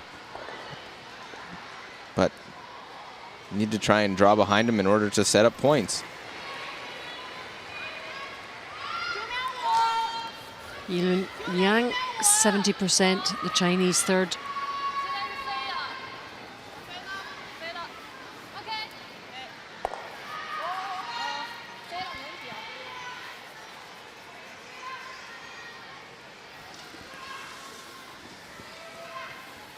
So again, corner guard goes away, and now with that one guard out in front, one stone in the rings, have to see the outturn come around.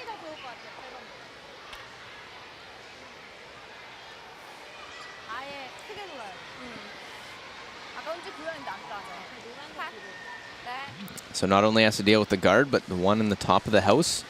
Try and draw around.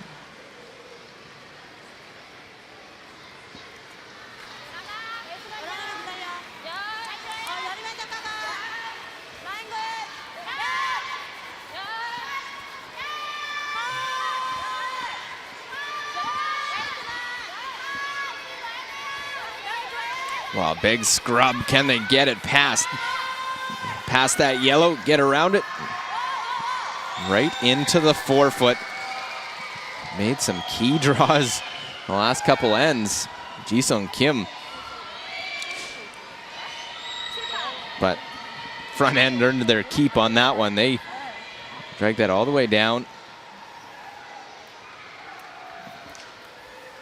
Sadie Louis, when's needed to, has followed this one down and made some freezes. Needs one right now. I thought they might have been able to try and come down, play an in-turn tap on their yellow one. Push it to that stone in the forefoot. Quickly into skip stones of this sixth end.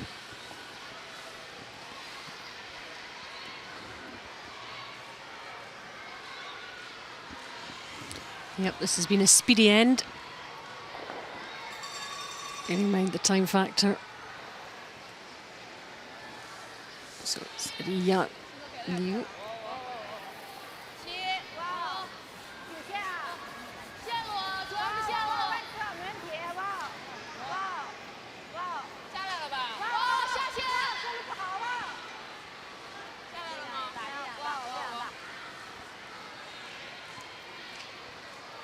Just seeing the different releases a little bit.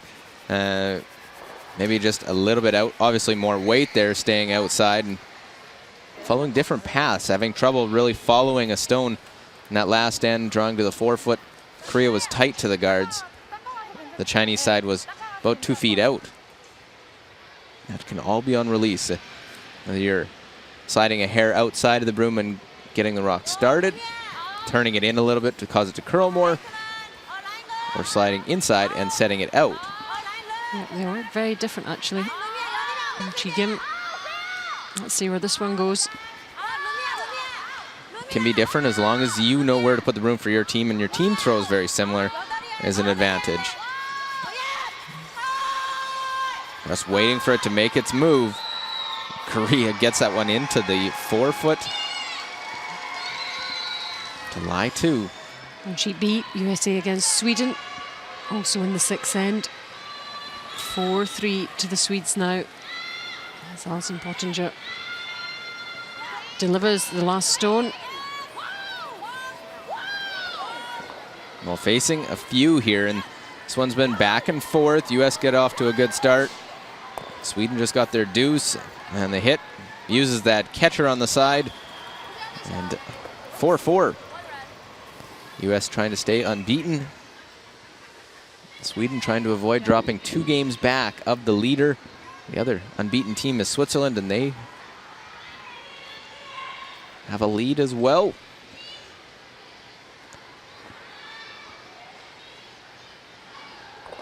There's only been 2 teams that have gone undefeated in a round-robin draw, but they did not finish with perfect records. Colleen Jones in 2003 went undefeated, lost the final to Team USA. Skipped by Deb McCormick. Won the World Championship that year. And then 2005, Annette Norberg went undefeated. As we see the run back, very nice. Gets second shot.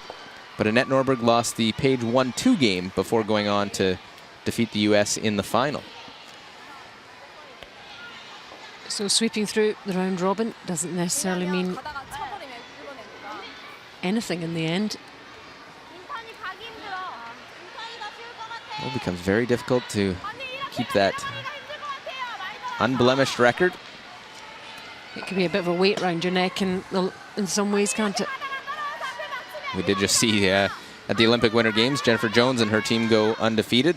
The first time a team's done that.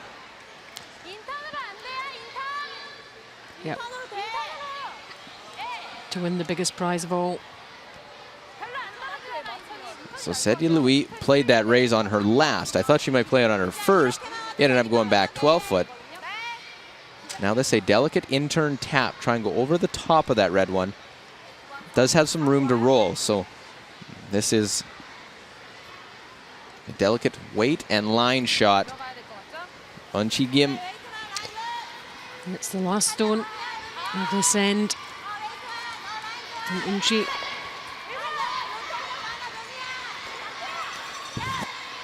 Could this be the turning point for Korea in this game?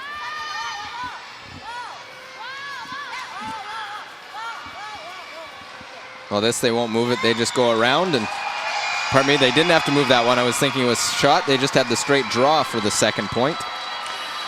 And nicely played from Chi-Gim to get our team back into this narrow margin between Korea and China. And certainly pleased with that. We've closed the gap, and after 6 ends, Korea 3, China 5.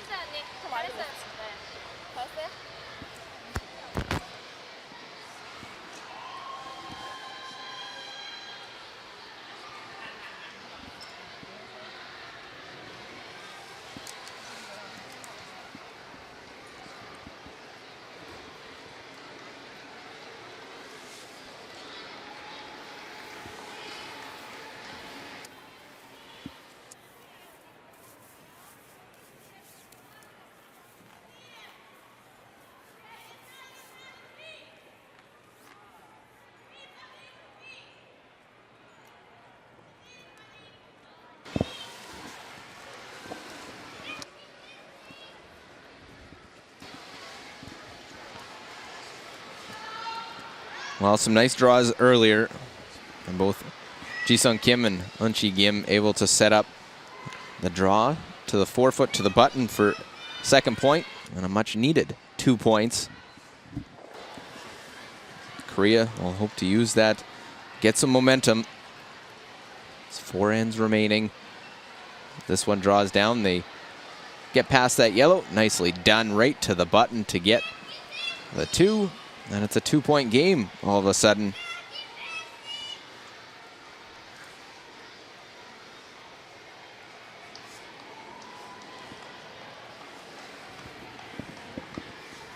And better reading there if you're a Korean fan. Those 2 points in the 6th end. 5-3, and all to play for in the remaining 4 ends.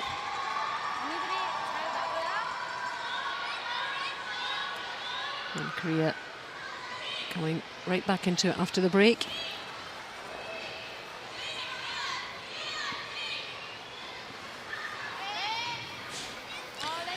And that was quite a quick end, the last one.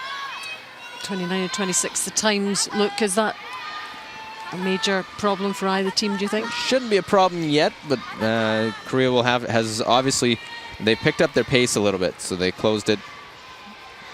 They still should be okay for time. Problem is they'll be throwing draws, and the time clocks will still be going for the draw, and obviously a draw takes more time to go down the ice than a hit. Korea have had their coach interaction as well.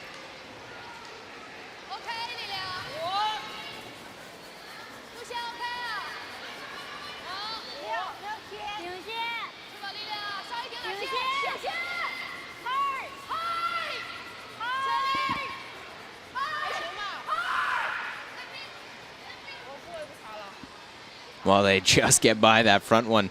We'll see Korea continue to be aggressive without the hammer putting up the 2 centerline guards.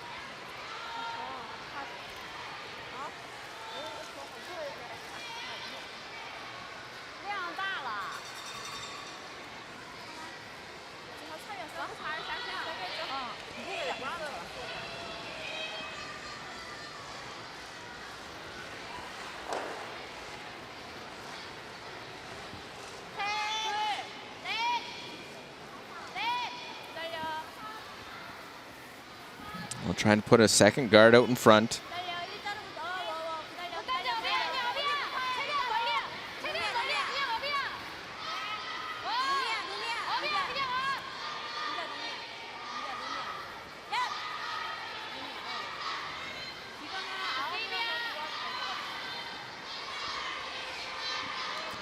Well, they're again close together. They're overlapped a little bit, so no real run back possibilities. We'll see another come around by China.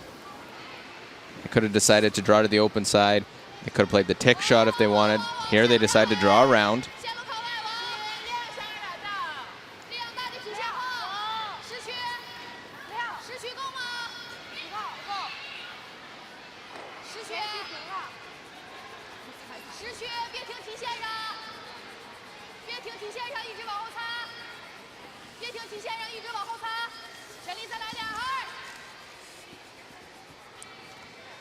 Well, that is a minor mistake, but it could prove costly going deep in the rings. Now a chance to draw around and be in a steal position for the Korean side. Go top button. So it'll be Lee. They're in a glorious position to have China chasing them.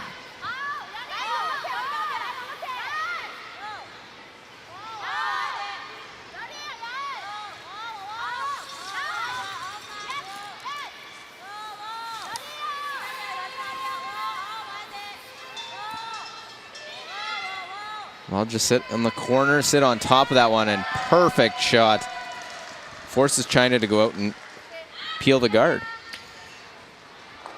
Korea dictating play at the moment, and that's a bit of a turnaround.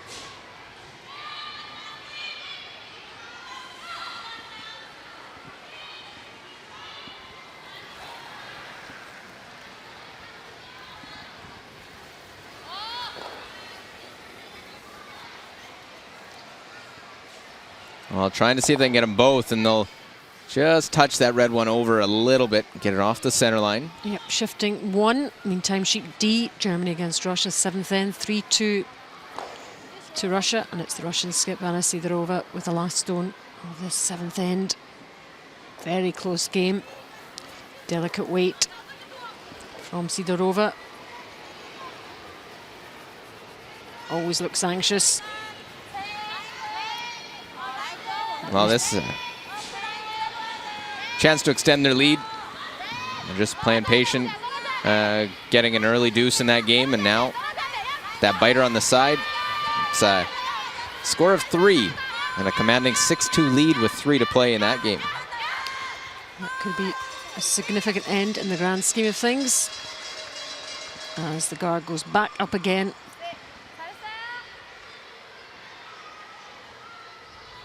In our featured game, Korea against China. Korea managing to close the gap after the last end.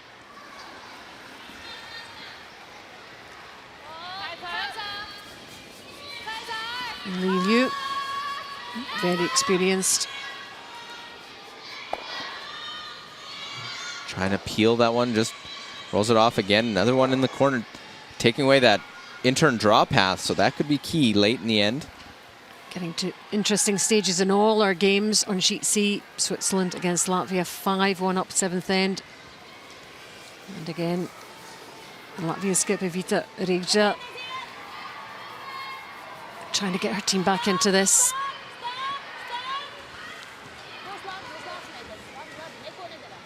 Facing 3. Yeah, it has some room to roll just a little bit. Hangs on to the forefoot, so gets 1, and they're at 5-2 after 7.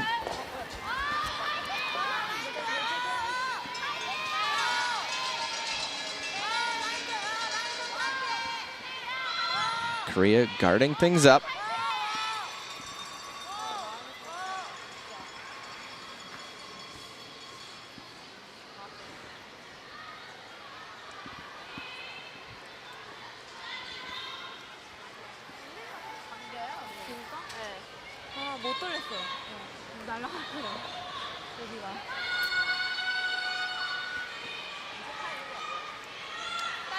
Well, the guard doesn't protect it as well. The only thing is they leave that side that there are those yellow rocks behind.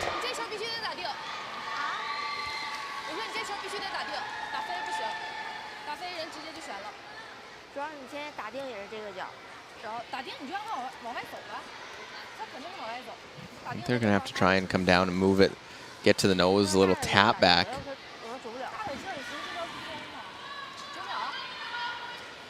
Just unlock that yellow stone from behind the red. You probably leave them shot, but you leave your stone in a position you can use.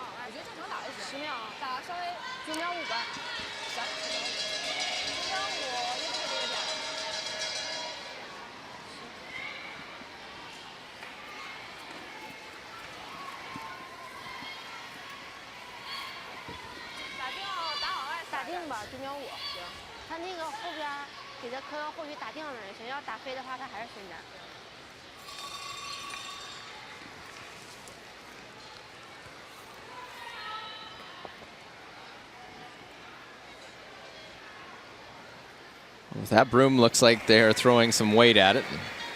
Yilun Yang.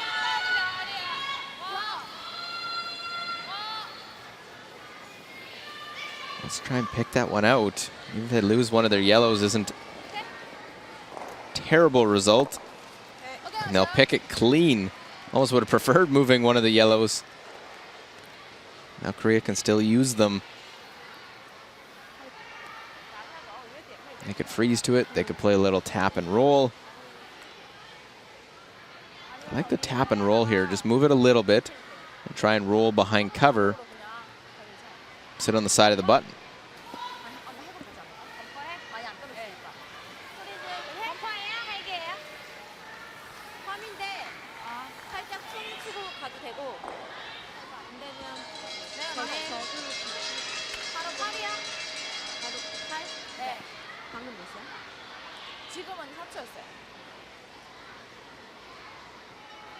Here you see the path that it will take.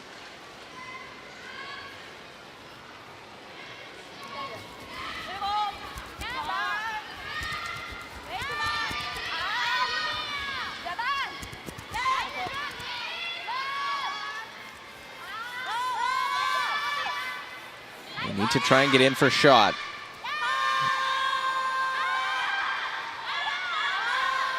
This one, even a little touch of that other one's pretty good. Get it into the top of the button, get shot stone.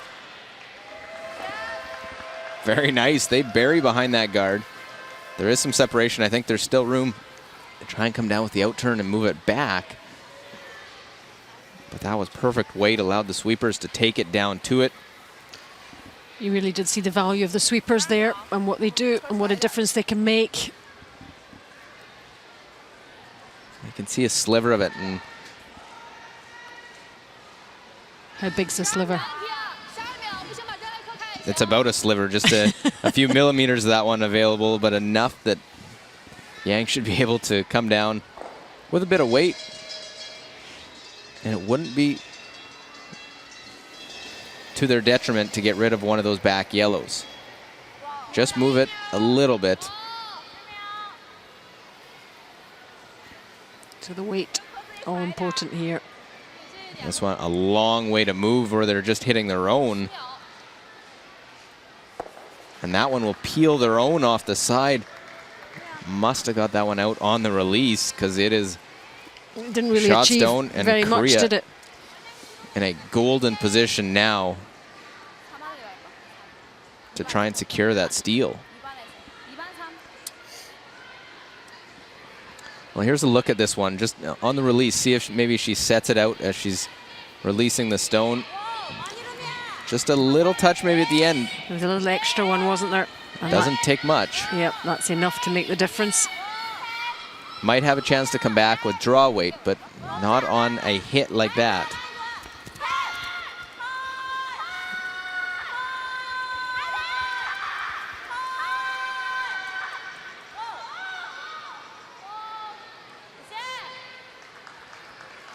Well, guard goes into play. Fully protects that one, but I think they had a little more room. They could have been out, make this shot more difficult.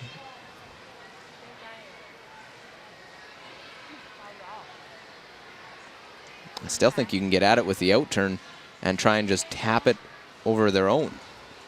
Yeah, there is some room for maneuver there for the Chinese. Down that side. The double peel isn't a terrible call at this stage either, because if you make it, you force Korea to throw a perfect guard with a potential 3 in play.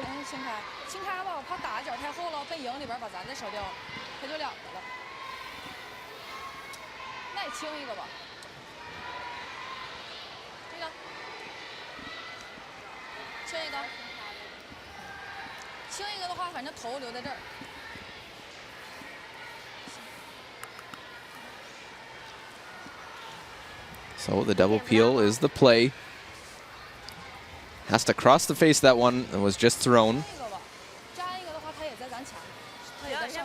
Depending how they hit it, could send it back into the rings, but the objective of this shot is to get the 2 guards off the center line.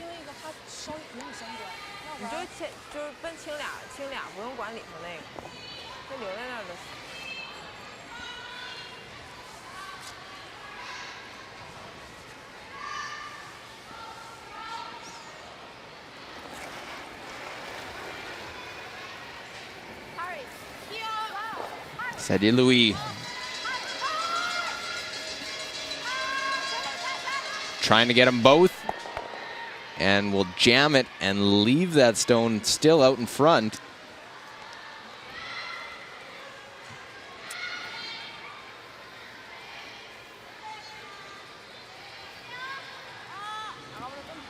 Let's watch that throw again. A little wobble, and looks like just set that one in with when she straightened her arm, trying to rebalance herself, and she was trying to hit that on the right side, ends up hitting it on the nose.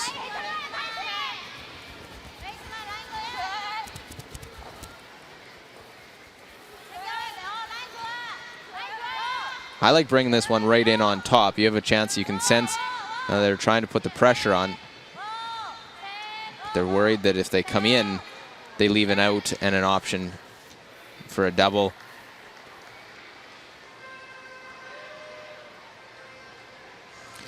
Just trying to block all pathways.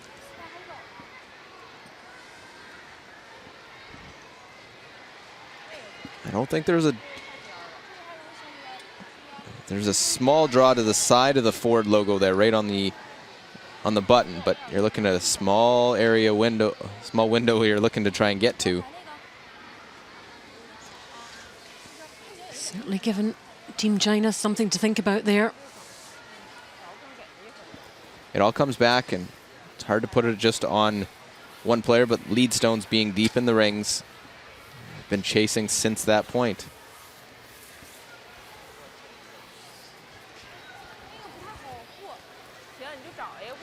What would you do here, Luke? I'd let someone else throw it. That's not an option. As said, Louis, it's a very tight run back they're looking at. They're trying to go with the yellow to the center, try and go in between those two reds, and pick the one right off the lid. Last stone of this 7th end.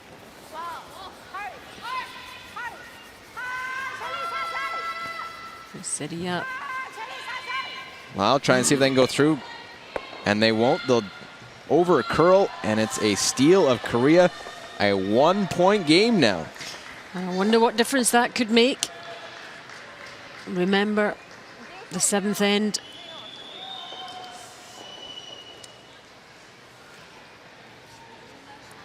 Korea getting themselves right back into this.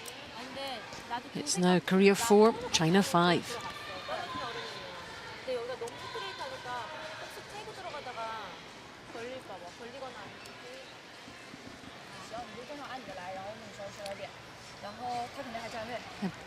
A bit of post-end analysis from the Chinese.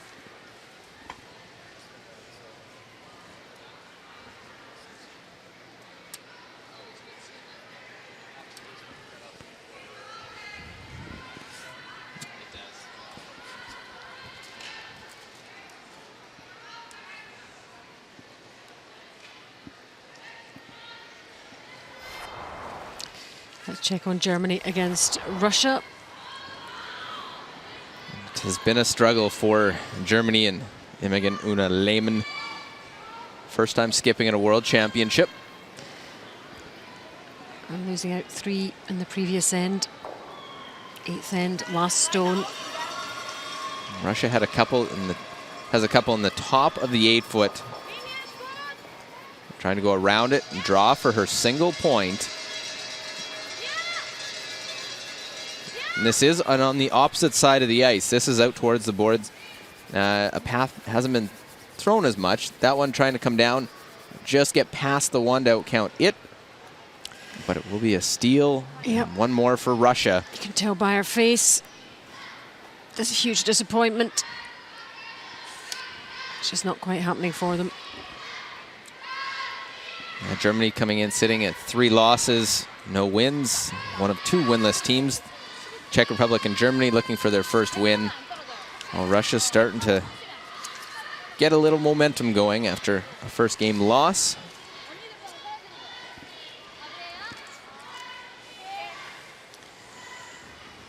And that's the way it looks in our feature game, Korea against China. China starting off this game in great style. But Korea have worked their way right back into it in this second half. For an intriguing close to the game. 8th end, 5-4 to China. We'll see if China changes strategy. They've had a couple ends where they've few too many rocks with the lead that they've had. Centerline guard, and China is going to draw around. I thought they might try and draw to the open side, keep things away a bit. Momentum definitely shifted to the Korean side after it was all China in the first 5 ends.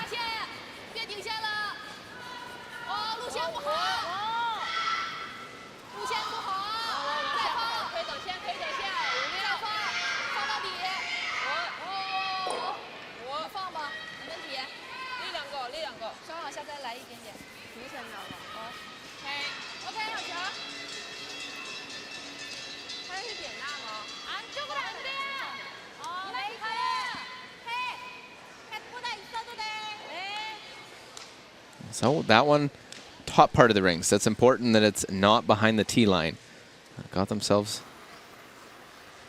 into trouble. So we look at comparisons of players. Against Wang, 100% certainly with her hits. She's had many.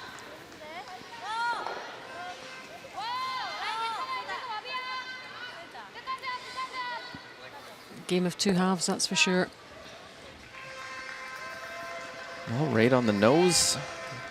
Able to get to it. No roll underneath. And Korea now doesn't have to play that all-out approach. They don't have to go real aggressive to try and steal. A steal would be nice, especially in the 8th end. Whereas China, even if they score one, they're in a good position late in this game.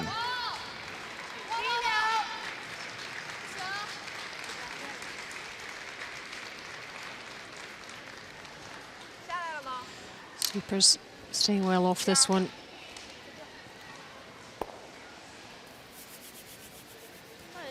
Well, a minor mistake pushing that one over. Still have the guard. Korea now hook one around. Just sensing China needs something to get them back going their way, something in their favor. They need just a key shot made, a good draw, a good takeout. Something that they can build on.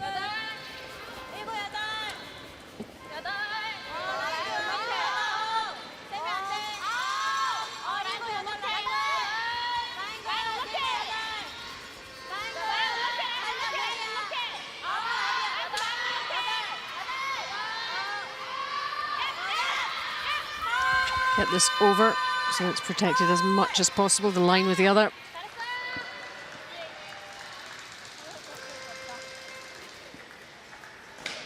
Again, just it doesn't finish quite in behind.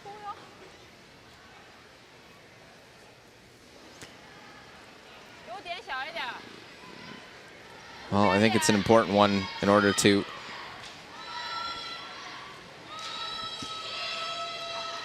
try and peel that one, get one of the stones in the rings.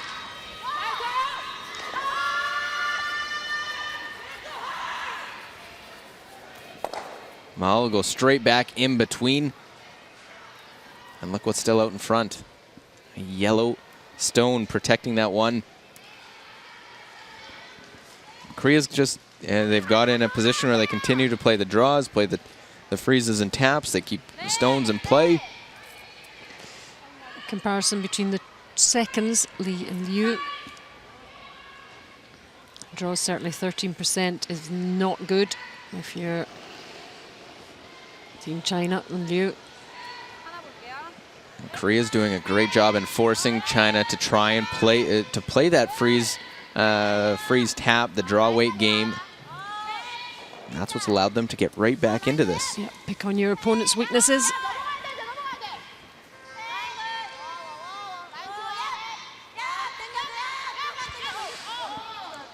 We do have one game that has finished, just finished in this session. And it is Switzerland against Latvia, and it is victory for the Swiss. So they march on 8-2, the final score over Latvia. And what a week so far the Swiss are having. They're really enjoying themselves here in New Brunswick. There's the double peel clearing the front. Just the guard went to the wrong spot for Korea.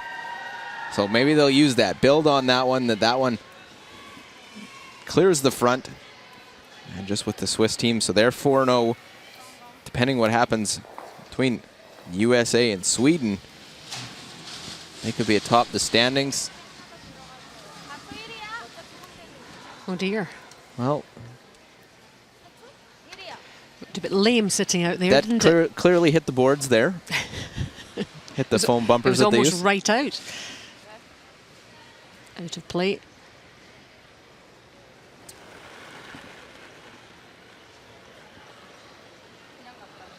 Ji-Sung Kim looking to replace those two guards with just one now.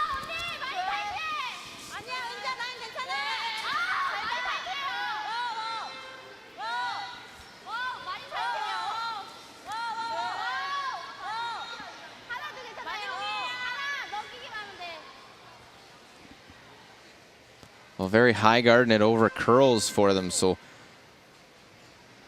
see if China can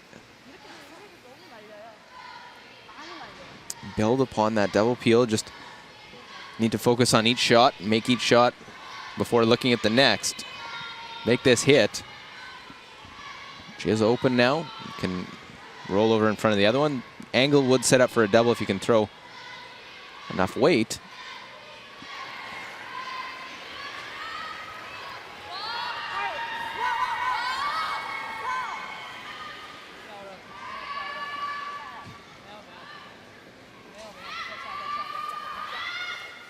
Well, and a flash, so another miss, and you can see with the body language, they are fighting it. Yeah, they've definitely gone off the boil in this part of the game.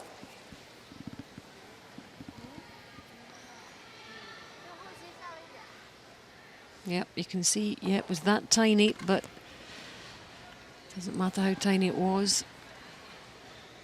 So a mistake by Korea, and China can't capitalize. You can see the difference there in the thirds as well in terms of Korea certainly ahead in terms of the hits. And surprising to see Ji-Sung Kim, low number. She's been in the around 90 for her first 3 games.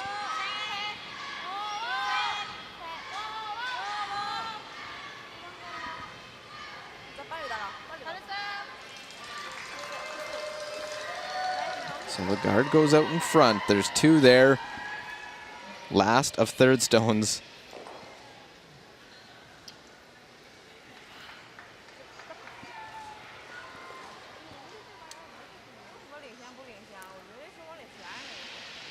Sheet B, USA against Sweden. Let's see what's happening there. 5-4 at the moment. 8th end. Alison Pottinger for the USA with the last stone. Very, very close game. Well, and they play the 8th end. Alison Pottinger with the hammer. Doesn't mind just scoring the one. Scoring in the even ends, especially late in the game, is crucial. You try and keep the hammer. She'll get the 1 point, so they're all square at 5. Pottinger will try and force in the 9th end and take the hammer into the 10th end, trying to score a deuce to win the game. Yep, she'd be happy enough with that if it works out. Well, China will use their timeout. Tan Weidong will head down and talk about the play, whether you peel, whether you try and go after a shot stone, because the guards are higher. I think the Chinese are at a bit of a crossroads in terms of their strategy and whether they're going to see this game out. 5-4 up, remember. This is the 8th end.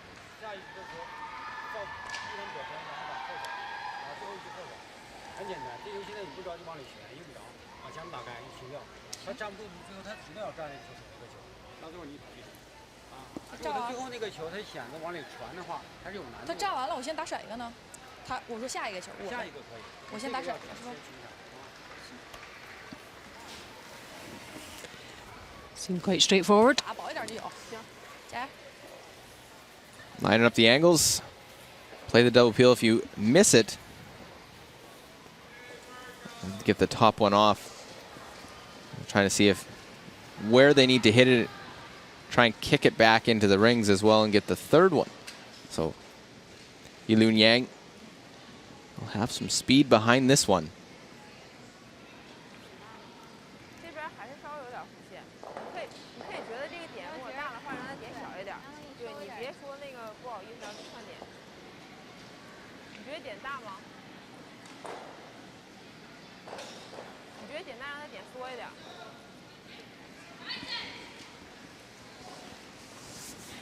Well, let's see if another double peel can be made.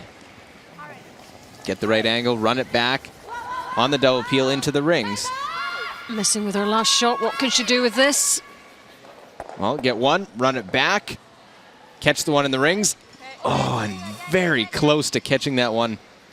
Don't know if they would have had enough to remove it. They would have got it out of the 4 foot, though. Yeah, it was running out a bit of puff, wasn't it? That's the problem when you get the spin, and a great effort on this one. Needed a little bit thinner on the first one in order to catch it. Not far away for China.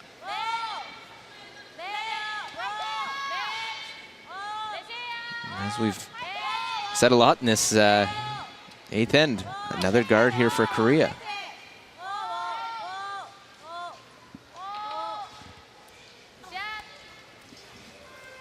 And that one leaves a bit of it open, but it's closer to the ring, so enough of that one. The side that's open is the side that does make the double. Here's the fourths. Kim and Yu. 30% hits for Liu. She's up on the draws. Overall percentage in favour of Korea. Certainly she has tailed off over the last few ends in terms of her shot success.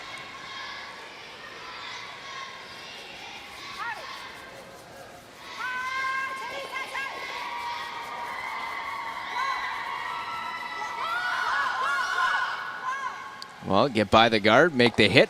Now the double, and there it is. The guard was just a little too far over, left that opening. And there's a smile much needed from Sedia Louis. Yep, that can make the difference there in terms of her confidence. Puts the pressure back on Korea. Nicely played from Louis.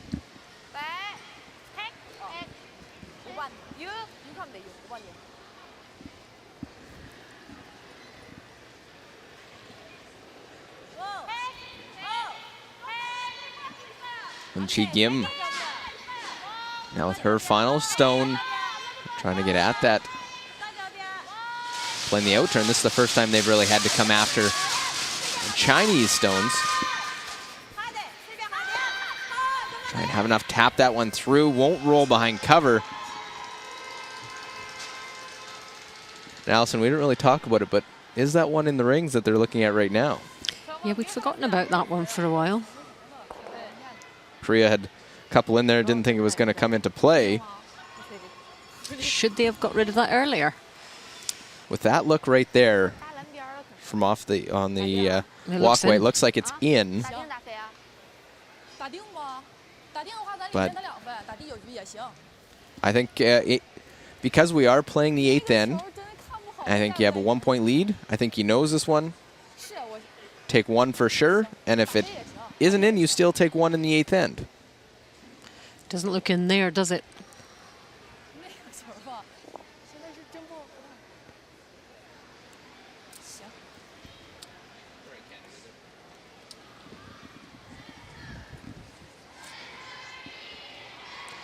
So do they take it that it is or it isn't? Well, I'm not sure exactly if I could translate what they're saying, but this one, if it was me, I would be hitting and taking a single either way. It looks like that's what they're doing.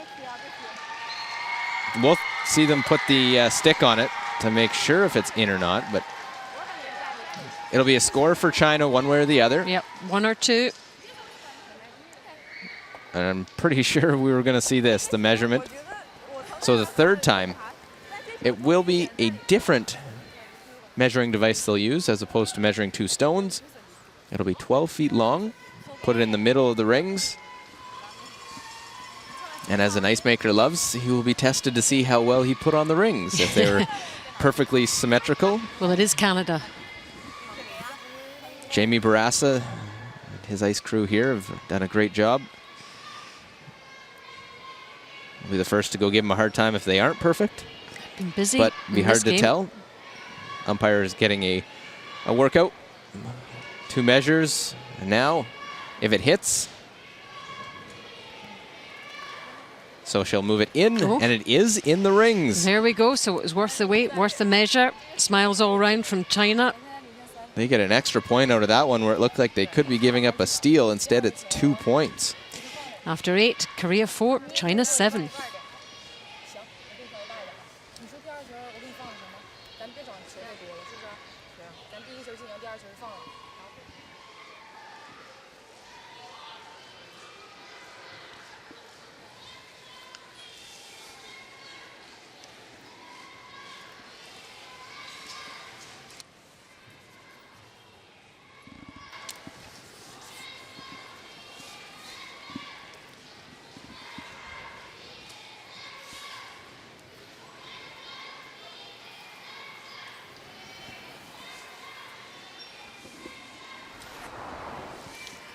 So what about the United States against Sweden? 5-5, as you can see there. 9th end. The U.S. got their 1 and 8, and we're in a pretty good position trying to force. And Maria Pritz on her first made a hit to bring a stone top 8 foot into play, and now has an opportunity for 2. A big deuce late in that one.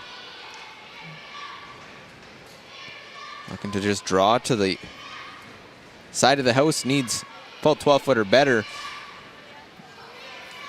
And it is good for that. So Sweden trying to bring USA out of the unbeaten ranks, have a 2-point lead.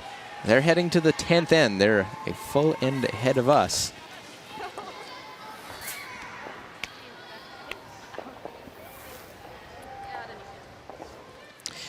And another game has finished. It is the game between Germany and Russia, and it is a victory for Russia. 7-3.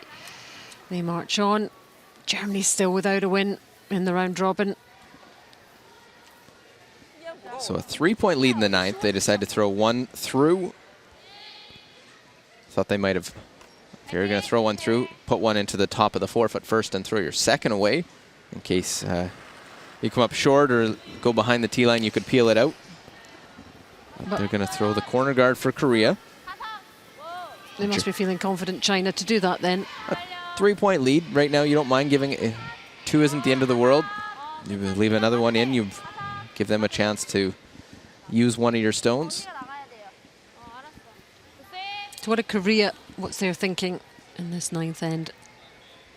Well, we need to put our 2 corner guards up and get a mistake on one of the peels, try and use things away and on the corner. I'm just watching as China does throw their second one through. A little surprised on this one. Korea's moving a little bit quicker now. We're sort of running to the hack, getting the stone ready, and ready to throw this one. So there might well be some time issues. Well, both teams on that 12-minute mark for 2 ends. Advantage for China. They're going to be throwing a lot of hits. So those take less time to go down the ice.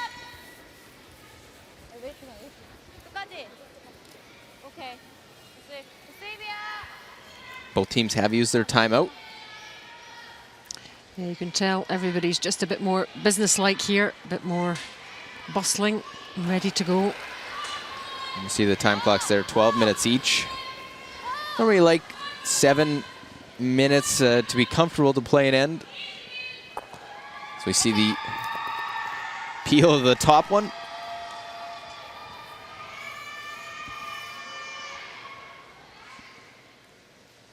Maybe trying to rush things getting set up. You still have to take that time in the hack, make sure you know the weight you need to throw. Get the split time from the front end.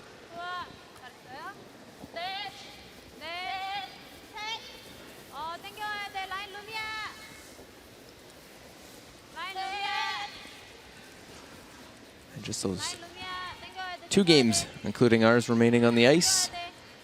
Just the sheets A and B, so C and D wide open. Still got our very enthusiastic supporters behind this sheet though, supporting Korea and Sweden on the other sheet.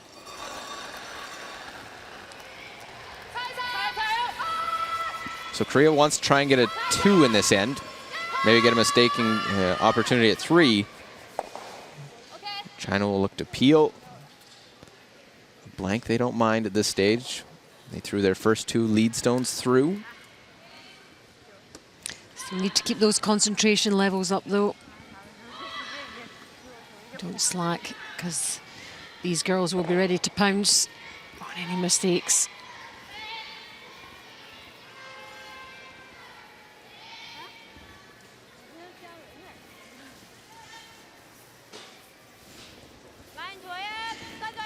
Looking forward to the Men's World Championship in Beijing as well. Yeah, I'll be heading over there for the Men's World Championship coming up after this event, and it will be good to see going over to China for that championship. You've been to Beijing before? I have not. Quite an adventure ahead.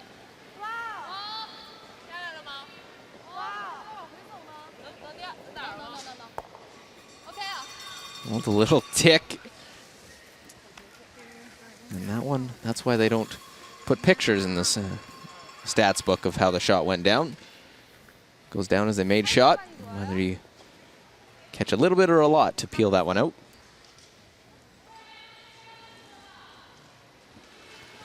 Just cleaning the stone there. Well, there might have been something around it.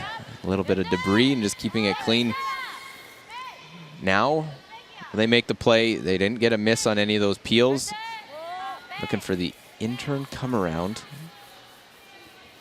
Ji-sung Kim. But sweepers right off of this one. Just wanting this one to grow some teeth and catch the ice, but it'll slide right through. And I wonder if that's as a result of upping the speed of their play. Could be, and they may not have anything to use in this one. And there's no other stones, there's no... This makes life very difficult. Then it becomes the decision, what are our better chances? Do we, if we can't get a mistake from China in this end and score 2, do we take 1 and try and steal 2 in the 10th? I would like their chances to blanket and try and score 3 to tie the game. These are the decisions that will be heading Korea's way. But that's just me. That's their decision. They're the ones that do have to throw the stones. It's Korea who have it all to do. China leading the way in the much better position.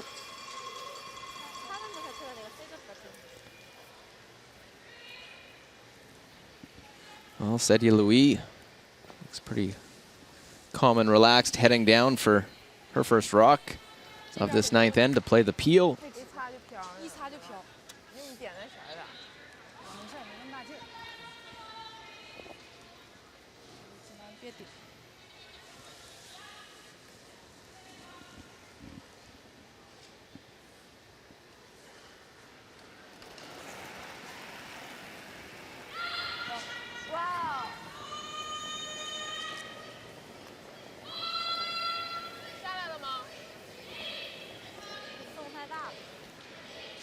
Well, there's a mistake, and right back, the flash from Sedye Louis, missing the peel without touching it. Now Korea can draw behind. Just when Korea makes a mistake, and looks like China will take advantage. Korea now, Eun Chi-kim, chance to draw behind and get a skip's deuce.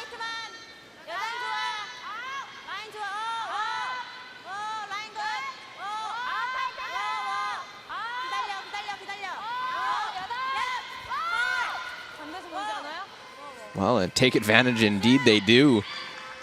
Well placed. Korea keeping their cool in the final stages of this end.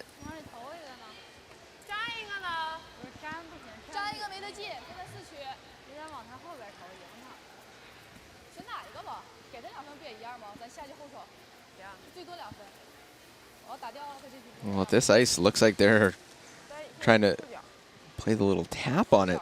Doesn't look like a lot of ice to play the freeze. It is actually over buried behind that corner guard. I thought with it being there, they would try the run back at it. The Chinese bench looking on. Seti Louis trying to get at that one. Her final shot flashed the peel on her first.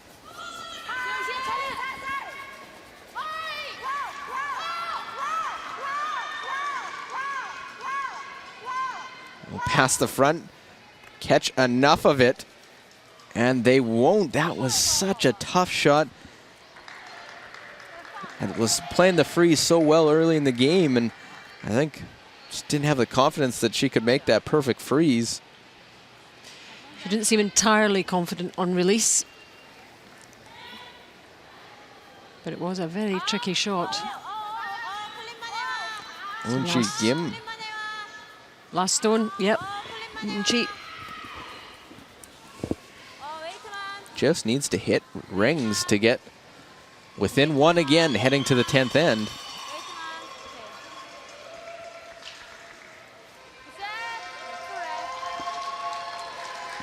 Well, a quick 9th end. Yep, and it's definitely, in terms of the momentum, you would be sticking with Korea. Played well, took their chances. Not out of this by any stretches of the imagination as we go into the 10th end. It's Korea 6, China 7.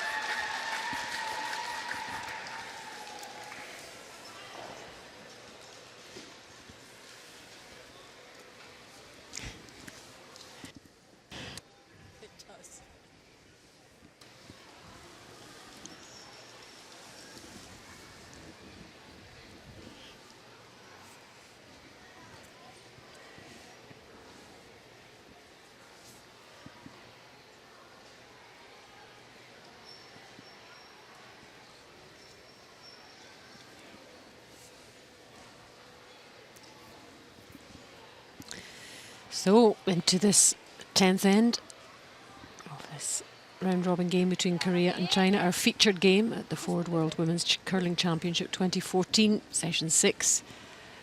Alison Walker and Luke Coley bringing you live coverage on this whole game. And I guess, look, with the hammer for China, you've just got to favour China in this. You would, but China or Korea's been able to put pressure on. They got their deuce in the last end, and after Ji-Sung Kim slid one through the rings, I thought that end was basically a write-off, and they'd have to try and score 3. But, 2 mistakes, 1 from each side, and Korea able to take advantage with last rock, scoring 2.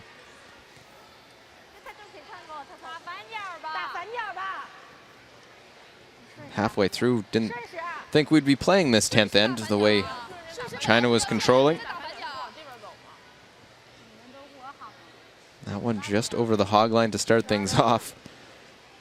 Now we'll see the tick shot. Can't remove it, but you can manipulate, move it around. You can nudge it.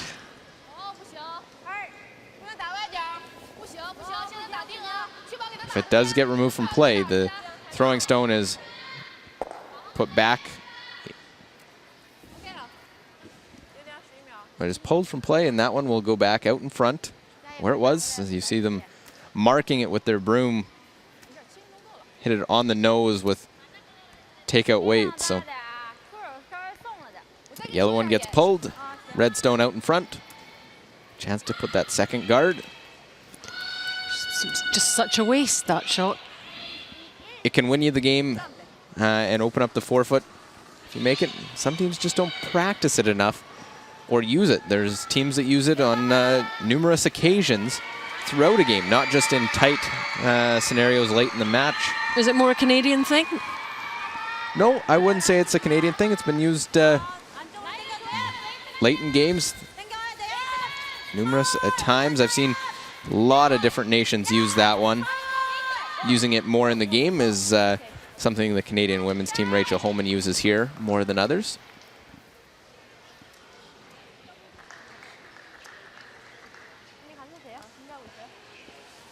So the two guards are in good position. Lots of separation between them, no real double peel. Ray Wang will try this tick one more time. A little surprised they're playing it again after the miss on the first.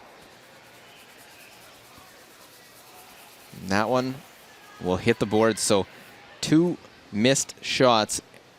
Huge advantage for Korea now. She beat United States against Sweden there in the 10th end, 7-5. Sweden, Alison Pottinger of the United States with the last stone to try and get her side.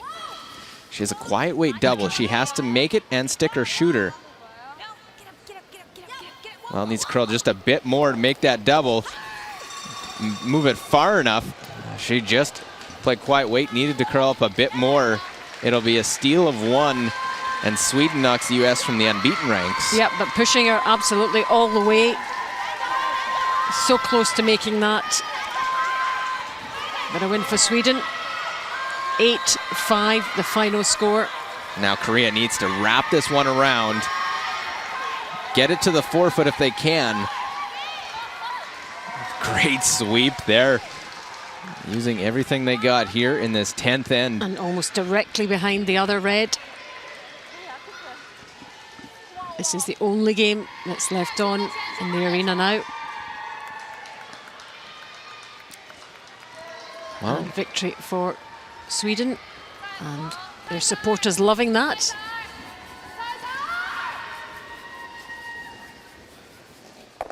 just be able to peel that top one off. Probably we'll see an exchange of some guards. This one can be a little bit tighter. It doesn't have to flirt with being a hog stone. So far, going Korea's way in this end.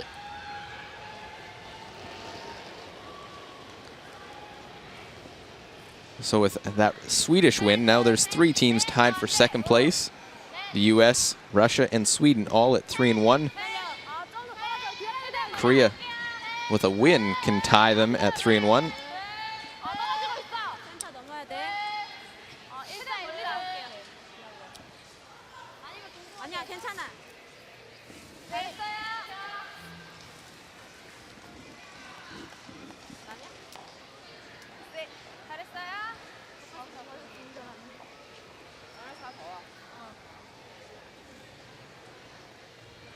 Intriguing final end in our featured game.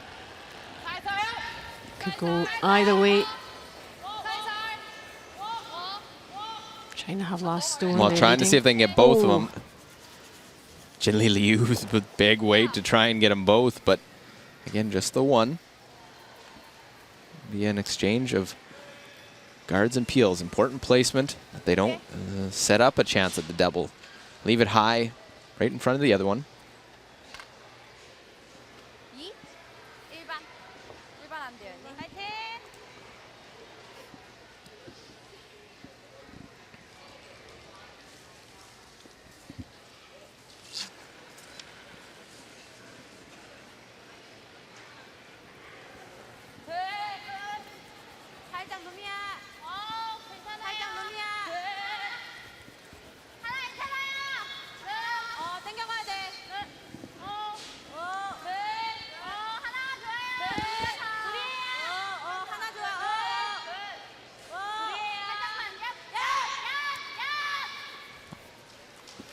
Well, the late call to try and just get a little bit more finish, leave it in front of the other one. Right now, the way things are going, continue to peel. Korea might, unless a double peel's made, put another guard out, force China to draw the forefoot for the win. And that's all they have to do. Could see Korea late bring another one in, bring a second point in. Try and belying the possible winning 2 points that they would need to steal in order to take this game.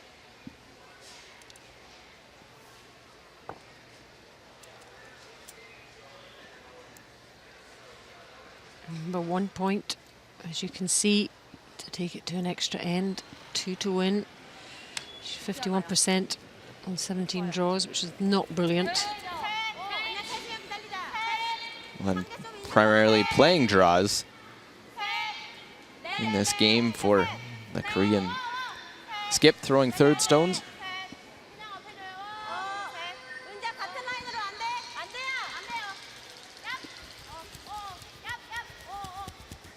A little tighter is an opportunity. Make a double peel.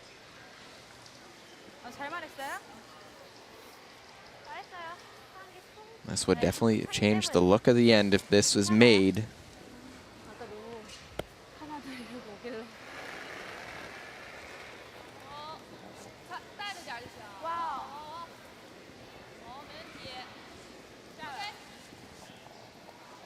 But it won't be. It'll just be the single peel. Skip stones.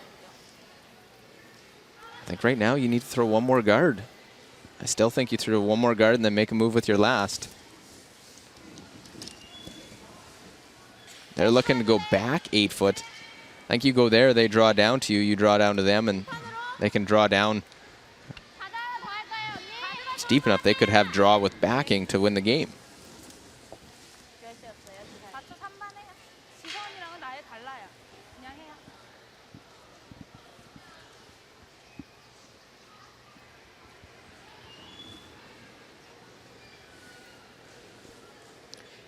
Sends a little bit of tension out there. Absolutely crucial final stones here in this 10th end.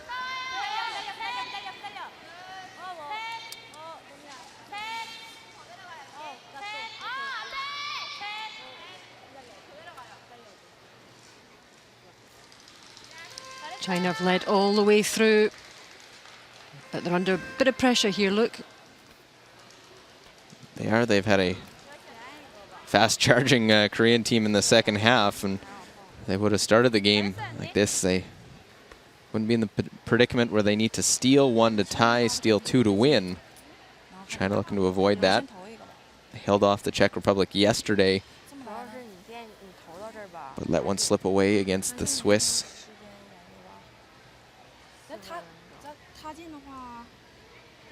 Faded against the US in a 12-5 loss.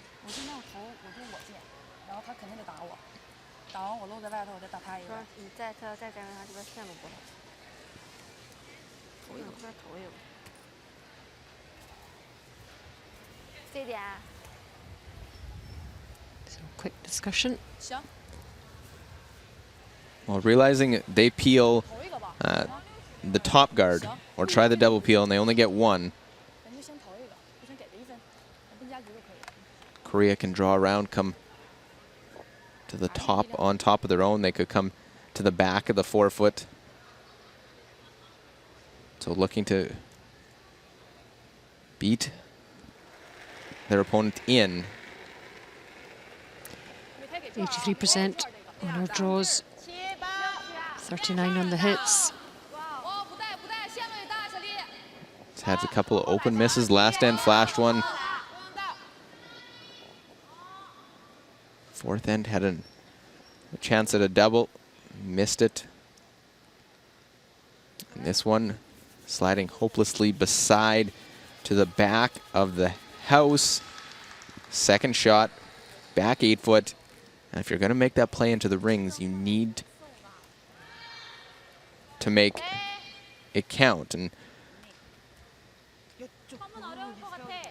here's a position where they have the guards. You draw in right on top of your own. You have a chance to lie the winning points. I like that. Go top 8 foot in behind. even if you're half open, it's too risky to try and play the hit for Team China. They're going to have to draw the forefoot for the win. Yep, that will be the final shot. Kim 78% on her draws.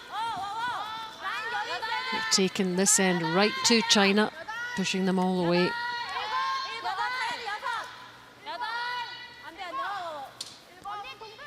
Well, just trying to let this one curl up at the end, trying to get it buried now.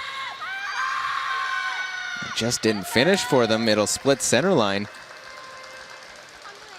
Can see probably about half of that one. Cédric Louis doesn't waste any time to try and call for the double. Get rid of one, and you at worst have to play an extra end.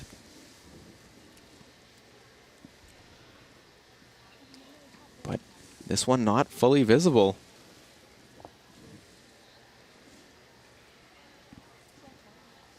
He's had some mistakes. Little smile. Focuses.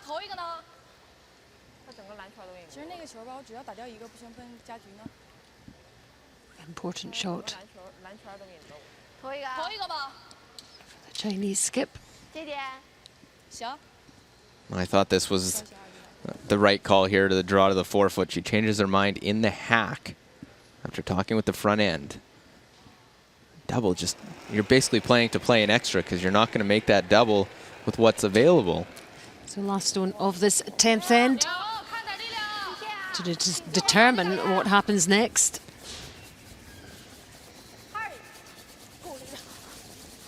Well, 3 of them on it now. Louis out to get it. Will they be able to get it far enough?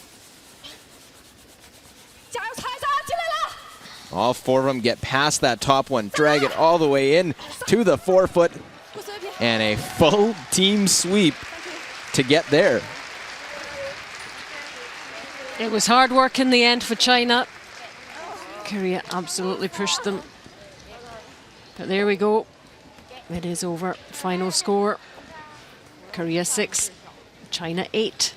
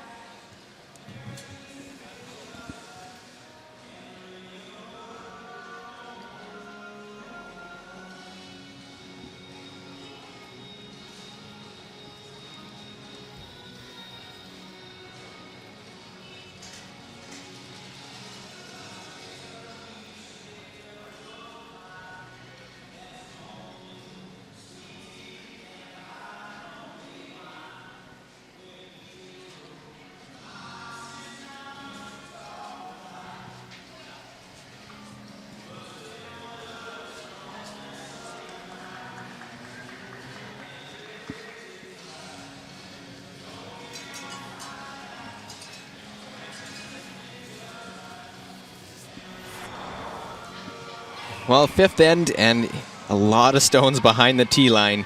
A chance here. Cédric Louis may be able to come down, play a little tap, push that one back. Get 2, come right down to it. And will get the single point. So extends their lead at that point to 5-1. And here, last rock of the 6th end. Looking to bounce back after the 5th end break. Unchi Kim, 4-stone thrower, needs the button for a second point, and Korea will do just that. So their first deuce of the game comes in end 6. And the 10th end after a late charge by Korea. Korea lying 2. Cédric Louis was in the hack, ready to throw a hit on those 2 Korean stones. changes their mind, and all 4 Chinese girls out there giving everything they got to get it to the forefoot, and they get it full forefoot for 1 and the win against their rival Korean squad. So 8-6. China wins, improves the record to 2-2. Korea drops to 2-2.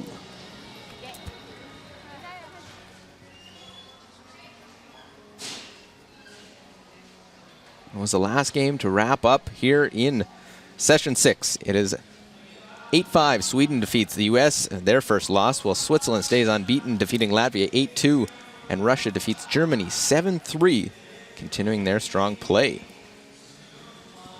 That leaves us just that lone unbeaten team, Switzerland, atop the standings at 4-0, followed Russia, Sweden, U.S. at 3-1, Canada 2-1, China now 2-2 on the first page of the standings, Korea also at 2-2, Denmark, Scotland, Latvia all 1 win, and Czech Republic and Germany both looking for their first victory. Now let's hear from Victoria skip, Cédric Louis.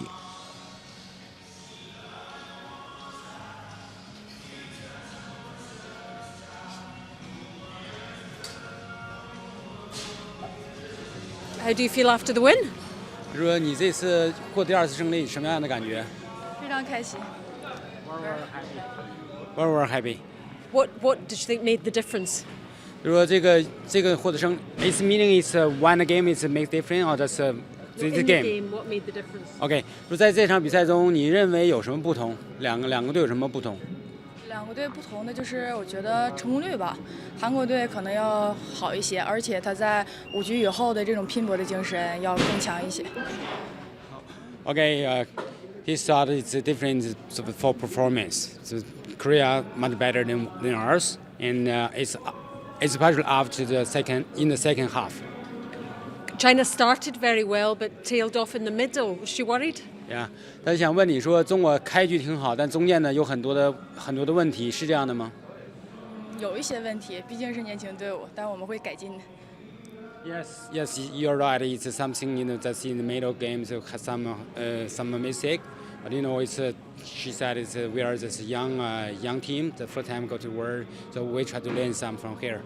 And how much confidence does she get from the win? 就说这次获得比赛胜利之后，你的自信心增加了多少？增加了一点点，但是还是应该把自己放得更低一点。So it's she gained some confidence. Yeah, it's a little more. It's good. Yeah. And well played. 就说打得更好。Well done. Thank you. Thank you, Tan. Thank you. Well, Cédric Louis and Team China win this one 8-6 over their rival Korean squad. So that wraps up draw 6 from St. John, New Brunswick, Canada. For Allison Walker, myself, Luke Coley, thanks for tuning in to the 2014 Ford World Women's Curling Championship.